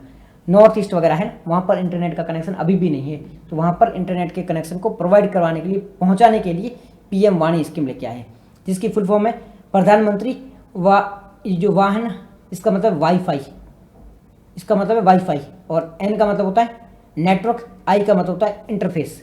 तो प्रधानमंत्री वाईफाई एक्सेस इंटरनेट, प्रधानमंत्री वाईफाई एक्सेस नेटवर्क इंटरफेस, ये इसकी फुल फॉर्म है। फुल फॉर्म याद रखनी जी, फुल फॉर्म याद रख लेना, prime minister wifi access network interface, ये इसकी फुल फॉर्म है, जिसे हम पीएम वाणी भी कहते हैं। शुरुआत कब हुई थी? 2020 में हुई थी। कौन से मंत्रालय के द्वारा की गई थी? दूरसंचार जो विभाग है, ठीक है, उसके द्वारा इसकी सूचना की गई थी। टेली कम्युनिकेशन जो डिपार्टमेंट है उसके द्वारा इसकी शुरुआत की गई थी। तो पीएम वाणी स्कीम 2020 में शुरुआत हुई थी, जिसके अंतर्गत वाईफाई प्रोवाइड किया जाएगा। कैसे प्रोवाइड किया जाएगा? सैटेलाइट के माध्यम से पूरे भारत में। ठीक है, 2020 में इसकी शुरुआत हुई थी और दूरसंचार विभाग है उसके द्वारा इसे मैनेज किया जाता है, उसके द्वारा इसकी शुरुआत की गई थी। मोस्ट इंपॉर्टेंट है, याद रखना, बहुत काम की चीज़ें याद रखना। उद्देश्य क्या है? पूरे देश को इंटरनेट प्रोवाइड करना, ये इसका उद्देश्य है। इसके लिए लाइसेंस लेने की आवश्यकता नहीं है, इंटरनेट कनेक्शन प्रोवाइड करो और अपना काम करो। ठीक है, ये सारी चीज़ें हैं वो इसमें लिखी हुई है। बाकी फीचर्स नॉर्मल है, विशेषता नॉर्मल है। वाईफाई देना है बिना लाइसेंस के, जो दुकान वगैरह वाले होते हैं ना, रेडी वगैरह वाले, वो इसे कहेंगे पब्लिक डाटा ऑफिसर, पीडीओ बन जाएगा। पीडीओ का मतलब होता है वो वाईफाई लेके बैठ जाएगा, वहाँ पर वाईफाई लेके बैठ जाएगा, आप उसे वाईफाई खरीद सकते हो और यूज़ कर सकते हो। आपने देखा होगा कि भाई शौचालय वगैरह भी खोले होते हैं, उसका आप यूज़ कर सकते हो। तो ऐसी कई सारी चीज़ें वो पब्लिकली ओपन की जाती है। तो इसी प्रकार से वाईफाई को भी ओपन कर लिया जाएगा, जो ये लेके बैठ जाएंगे और इसका उपयोग करेंगे। ओके, क्लियर है? इंटरनेट अंतिम छोर तक पहुँचाना, ये इसका टारगेट है। जो ट्राई है उसने नियम भी इसके लिए बना दिए, तो ये सारी चीज़ें की जाएगी। नेक्स्ट है धरती आबा जन भागीदारी अभियान। अब ये क्या है? धरती आबा, ये नाम इसको ध्यान से देखो, धरती आबा जन भागीदारी अभियान। यहाँ पे बात हो रही है धरती आबा के बारे में। धरती आबा कौन थे? इसके बारे में किसी को पता? धरती आबा कौन थे? किसको पता है कि धरती आबा कौन थे? Anyone else? हमने कल परसों बात की है, कल परसों ये आर्टिकल में हमने देखा था। धरती आबा के बारे में बताओ, किसी को भी नहीं पता कि धरती आबा कौन थे? No one no? ओके, मैं बता देता हूं। बिरसा मुंडा जी, इनको धरती आबा कहा जाता है। धरती आबा का मतलब होता है धरती के पिता। धरती आबा का मतलब होता है धरती के पिता। तो बिरसा मुंडा जी को धरती आबा कहा जाता है। तो धरती आबा जन भागीदारी अभियान चलाया जा रहा है। शुरुआत कब? 2024-25 में हो रही है। मंत्रालय कौन सा है? मिनिस्ट्री है जनजातीय कार्य मंत्रालय, मिनिस्ट्री ऑफ ट्राइबल अफेयर्स। याद रख लो भाई, सीरियसली कह रहा हूँ, पॉइंटों को याद रखा करो, करंट अफेयर को याद रखा करो। अगर धरती आबा आपको याद नहीं है तो बहुत बड़ी बात है, क्योंकि हमने इसको 10 बार डिस्कस किया है। धरती आबा, ठीक है, बिरसा मुंडा जी को कहा जाता है धरती के पिता, ठीक है ना। जन भागीदारी अभियान चलाया जा रहा है 2025 में, 24 में इसकी शुरुआत हुई है जनजाति कार्य मंत्रालय के द्वारा, मिनिस्ट्री ऑफ ट्राइबल अफेयर्स के द्वारा, जनजाति कार्य मंत्रालय के द्वारा, मिनिस्ट्री ऑफ ट्राइबल अफेयर्स के द्वारा इसकी शुरुआत की गई। उद्देश्य क्या है? सरकारी योजनाओं का लाभ देना, किनको? जनजातियों को, जनजाति जो समुदाय है उसको लाभ देना है सरकारी योजनाओं का, इस वजह से इसे शुरू किया गया है। जनजातीय समुदायों को सरकारी योजना का लाभ देना है ठीक है, और ताकि भागीदारी हो सके और सशक्तिकरण हो सके इसका, ये सारी चीजें याद रखनी है। ओके जी, याद रहेगा। धरती आबा जनजाति कल्याण मंत्रालय के द्वारा 24-25 में शुरू हुई है, ये हम देख चुके हैं। क्या क्या चीजें की जाएगी? एक तो गांव गांव जाके आधार कार्ड है, बैंक खाता है, पेंशन है, छात्र ये स्वास्थ्य है, छात्रवृत्ति, ये सारी सुविधाएं दी जाएगी, ठीक है। बेनिफिट दिए जाएंगे डायरेक्ट कैंप के माध्यम से सब जगह जाके। बिरसा मुंडा जी, ठीक है बिरसा मुंडा, राइट। ओके, तो इसमें क्या, ये जो धरती आबा स्कीम है इसमें क्या किया जाएगा? आदिवासियों के जो गांव गांव होते हैं, जनजातियों के गांव गांव जाकर आधार कार्ड दिए जाएंगे, उनका बैंक खाता खोला जाएगा, उनके लिए पेंशन की सुविधा की जाएगी, स्वास्थ्य है, छात्रवृत्ति, ये सारी सुविधा की जाएगी इस स्कीम के अंतर्गत। साथ ही साथ में पीएम जनमन, ये जो योजना है इसका भी काम किया जाएगा। पीएम जनमन में क्या होता है? जनजातियों को न्याय अभियान चलाया जाता है। और धरती आबा में क्या होता है? धरती आबा में गांव गांव जाके उनके लिए काम किया जाता है। तो ये दोनों का मर्ज किया जाएगा और सारी चीजें की जाएगी, ठीक है। लास्ट गांव तक, लास्ट माइल डिलीवरी, मतलब जो लास्ट गांव होता है ना, अरुणाचल प्रदेश, असम में जो गांव है वहां तक जाके सारी चीजें प्रोवाइड की जाएगी। बस यही चीज की जाएगी। सरकारी योजना जो भी है उसके माध्यम से लोगों की हेल्प करना, जो जनजाति है उनकी हेल्प करना, ये सारी चीजें की जाएगी। किसमें? धरती आबा जन भागीदारी अभियान के तहत। बस यही सिंपल याद रखा, बस सिंपल सा पॉइंट याद रखो तो आपको याद आ जाएगा धरती आबा, ठीक है।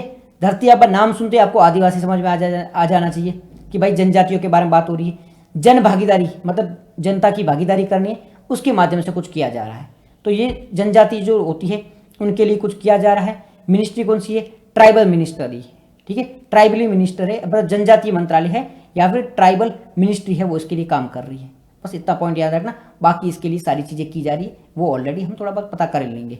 नेक्स्ट है fast vessel, fast patrol vessel के बारे में। क्या है फास्ट पेट्रोल वेसल? ये अभी क्या हुआ है, भारत का जो कोस्टल गार्ड होता है ना, तट रक्षा बल, उसके लिए इसकी शुरुआत की जा रही है जी, राइट। आदिवासी लोगों तक योजना पहुंचाना, यही है धरती आबा के तहत फास्ट पेट्रोल वेसल। इसमें क्या किया जाता है? भारत की जो कोस्ट गार्ड होता है, तटरक्षक बल होते हैं, उसके लिए फास्ट पेट्रोल वेसल है वो प्रोवाइड किया जा रहा है। कौन बना रहा है? गोवा की एक कंपनी है, उसके द्वारा बनाया जा रहा है। अभी कंपनी का नाम भले मत याद रखो, डीआरडीओ नहीं बना रहा है। कौन नहीं बना रहा? डीआरडीओ नहीं बना रहा है। किसके द्वारा? एक प्राइवेट कंपनी के द्वारा बनाया जा रहा है, इस पॉइंट को याद रखो। इसके अलावा ये भारतीय ही कंपनी द्वारा बनाया जा रहा है, इस पॉइंट को भी याद रखना। तो फास्ट पेट्रोल वेसल किसके लिए बनाया जा रहा है? तटरक्षक बल के लिए, यानी कि कोस्ट गार्ड के लिए बनाया जा रहा है। कौन बना रहा है? डीआरडीओ नहीं बना रहा है। बाकी कोई भी बनाए, डीआरडीओ नहीं बना रहा, बट भारत की कंपनी बना रही है। अगर स्टेटमेंट में पूछे कि इसे डीआरडीओ बना रहा है तो क्या? नहीं भाई, डीआरडीओ नहीं बना रहा। तो कौन बना रहा है? भारत की ही कोई कंपनी बना रही है, बाहर की कोई कंपनी नहीं बना रही है। क्या चीजें की जाएगी इसमें? जो समुद्री तट होती है उसकी रक्षा की जाएगी, निगरानी की जाएगी और समुद्री संपत्तियों की सुरक्षा की जाएगी। कहाँ तैनात किया जाएगा? तटीय क्षेत्रों में। तकनीकी क्या है? ये अमेरिकन ब्यूरो शिपिंग उनकी तकनीकी आधार पर काम करता है, स्वदेशी आधारित है, 60% है वो स्वदेशी है। आत्मनिर्भरता को बढ़ावा दिया जाएगा, बस इतनी चीज याद रखना। फास्ट वेसल जो भी है, पेट्रोल वेसल है, वो समुद्री तटरक्षक बल के लिए बनाया जा रहा है। भारत की कोई कंपनी बना रही है, डीआरडीओ नहीं बना रहा है। एक स्टेटमेंट था, न्यूज़पेपर में आया था, तो आपको बताना जरूरी था। डीआरडीओ कंपनी नहीं है, डीआरडीओ भारत का ऑर्गेनाइजेशन है। जैसे इसरो है इसी प्रकार से डीआरडीओ है। तो डीआरडीओ गवर्नमेंट का है, तो यूपीएससी वो वही फंसा देती है कि भाई डीआरडीओ इसको बना रहा है क्या? तो डीआरडीओ नहीं बना रहा है, ठीक है। डीआरडीओ भारत की गवर्नमेंट का है, संस्था है। जैसे इसरो है उसी प्रकार से इसरो रिसर्च के लिए है, तो हथियारों के लिए डीआरडीओ है। इसरो किस में काम करता है? स्पेस में काम करता है। तो डिफेंस में जो होता है उसके लिए डीआरडीओ काम करता है, ठीक है जी। ओके जी, नेक्स्ट है, ये एक एक लाइन के करंट अफेयर, ठीक है। न्यूज़पेपर में आते हैं, एक एक लाइन के होते हैं, कई बार इन पे क्वेश्चन आ जाता है तो हम छोड़ते नहीं है पीछे, है ना। एक एक लाइन के होते हैं, न्यूज़पेपर में आते हैं, इसलिए हम इसको छोड़ना नहीं चाहते थे, इस वजह से आपको ये बता दिए। नेक्स्ट है रिंडर पेस्ट, यानी कि केटल पेगू के बारे में। ये एक बीमारी देखने को मिलती है, कैटल प्लेग है। ये जो बीमारी है किस में देखने को मिलती है? पशुओं में, जिसे हम रिंडरपेस्ट भी कहते हैं या कैटल प्लेग भी कहते हैं। तो कैटल प्लेग क्या है? एक बीमारी है, किस में देखने को मिलती है? पशुओं में देखने को मिलती है, जैसे कि गाय, भैंस और खुर वाले जो जानवर होते हैं उसमें देखने को मिलती है। ठीक है, कौन से वायरस से होती है? ये वायरस का ये नाम याद है, ये एक बार देख लो, पैरामाइक्सोवाइडियो। याद रहे तो ठीक है, नहीं तो भाई मेरे को तो प्रोनाउंसिएशन में भी दिक्कत आ रही है। अगर याद रहे तो ठीक है, नहीं रहे तो गोली मारो। ये जरूर याद रखना, रिंडरपेस्ट और कैटल प्लेग पशुओं की एक बीमारी है। किस किस में होती है? गाय, भैंस और खुर वाले जानवरों में होती है। बीमारी किससे होती है? वायरस से होती है। वायरस का नाम अगर याद रहे तो कर लो, ये तो छोड़ो, बट ये नाम याद रहे तो कर लो, नहीं रहे तो गोली मारो, क्योंकि ये इतने प्रोनाउंसिएशन टफ है। मनुष्यों पर क्या असर करती है? नहीं करती, सिर्फ जानवरों को करती है। याद रखना, इसको याद रखो, इसको याद रखो, इसको याद रखो। मनुष्यों पर असर नहीं करती है, इंसानों पर असर नहीं करती है। कैसे फैलती है? संक्रमिक होती है, एक जानवर से दूसरे जानवर में फैलती है। ठीक है, एक जानवर से दूसरे जानवर में फैलती है, इतना याद रखना। रिंडरपेस्ट यानी कि जानवरों की एक बीमारी है। कैटल प्लेग कहो या रिंडरपेस्ट कहो, जानवरों की एक बीमारी है। किस में फैलती है? खुर वाले जो जानवर तो उनमें फैलती है। मनुष्यों पे असर नहीं करती है। कैसी फैलती है? संक्रमक जीवों से फैलती है, एक जीव से दूसरे जीव में फैलती रहती है। अगर ए को हुआ तो बी को सी से डी से, ऐसे फैलती रहेगी। ठीक है, दुनिया पूरी में नुकसान कर सकती है। भारत ने इसके लिए शुरुआत भी की है, याद नहीं रहेगा वो सारी याद रख लो। नेक्स्ट है समर्थ प्रोग्राम के बारे में है। समर्थ प्रोग्राम क्या है? ये एक सी डॉट की स्कीम है। सी डॉट है उसकी एक स्टार्टअप है। ठीक है, किसने शुरू किया? सी डॉट ने। सी डॉट क्या है? Centre for development of telematics, इसकी एक स्कीम है। बस इतना से याद रखो, मिनिस्ट्री के अंदर टेली कम्युनिकेशन मिनिस्ट्री उसके अंतर्गत काम करता है। समर्थ प्रोग्राम के बारे में बस इतनी सी लाइन याद रखना। सी डॉट की एक स्कीम है, क्या काम करता है? आईटी, भारत में जो आईटी सेक्टर है उसके इनोवेशन को बढ़ावा देता है। 3 लाइन मैंने यहाँ पे बोली है। समर्थ प्रोग्राम किसका है? सी डॉट का प्रोग्राम है। कौन से किसके अंडर में काम कर रहा है? सी डॉट के अंदर में काम कर रहा है। सी डॉट मतलब सेंटर डेवलपमेंट फॉर टेलीमेटिक्स के अंडर में काम करता है, जो कि कम्युनिकेशन मिनिस्ट्री के अंतर्गत आता है। आईटी सेक्टर को बढ़ावा देने के लिए काम करता है। आईटी सेक्टर को बढ़ावा देने के लिए काम करता है, इतना पॉइंट याद रखना। ये न्यूज़पेपर की एक न्यूज़ थी तो हमने देख ली। तो आज के करंट अफेयर का जो डिस्कशन था उसमें इतनी ही न्यूज़ हमारे काम की थी। तो आज की डिस्कशन में इतना ही था। मिलते हैं कल एक नए लेक्चर के साथ में। तब तक आप अपना ध्यान रखो, आर्टिकल को याद रखने की कोशिश करो, उसे पढ़ने की कोशिश करो, उसे समझने की कोशिश करो। कौन सा क्वेश्चन कहाँ से पूछा जा सकता है, यूपीएससी क्या क्या क्वेश्चन पूछ सकती है, इसमें प्रीलिम में क्या पूछ सकती है, मेंस में क्या पूछ सकती है, अगर पूछेगी तो कैसे आंसर करना है, इसका क्या क्या लॉजिक लगा सकते हैं, ये सारी चीज़ें हमें याद रखनी है। अगर सिंपल रखने की कोशिश करोगे तो यूपीएससी बहुत ईजी तरीके से हो सकती है। अगर टफ बनाओगे चीज़ों को तो वो चीज़ें हमारे पल्ले नहीं पड़ेगी। इसलिए एक एक स्टेटमेंट को ध्यान से पढ़ो और कोशिश करो कि इसको कैसे आंसर किया जा सकता है, क्या इससे क्वेश्चन आएगा तो किस लेवल का आएगा, डायरेक्ट आएगा, इनडायरेक्ट आएगा, और टफ है तो छोड़ो, आपको याद नहीं रहे तो छोड़ो, नहीं रहे तो आगे बढ़ो। Okay, thank you so much. जय माता जी, वेरी वेरी थैंक यू। आपको भी बहुत बहुत धन्यवाद क्लास ज्वाइन की। ओके जी, ठीक है जी।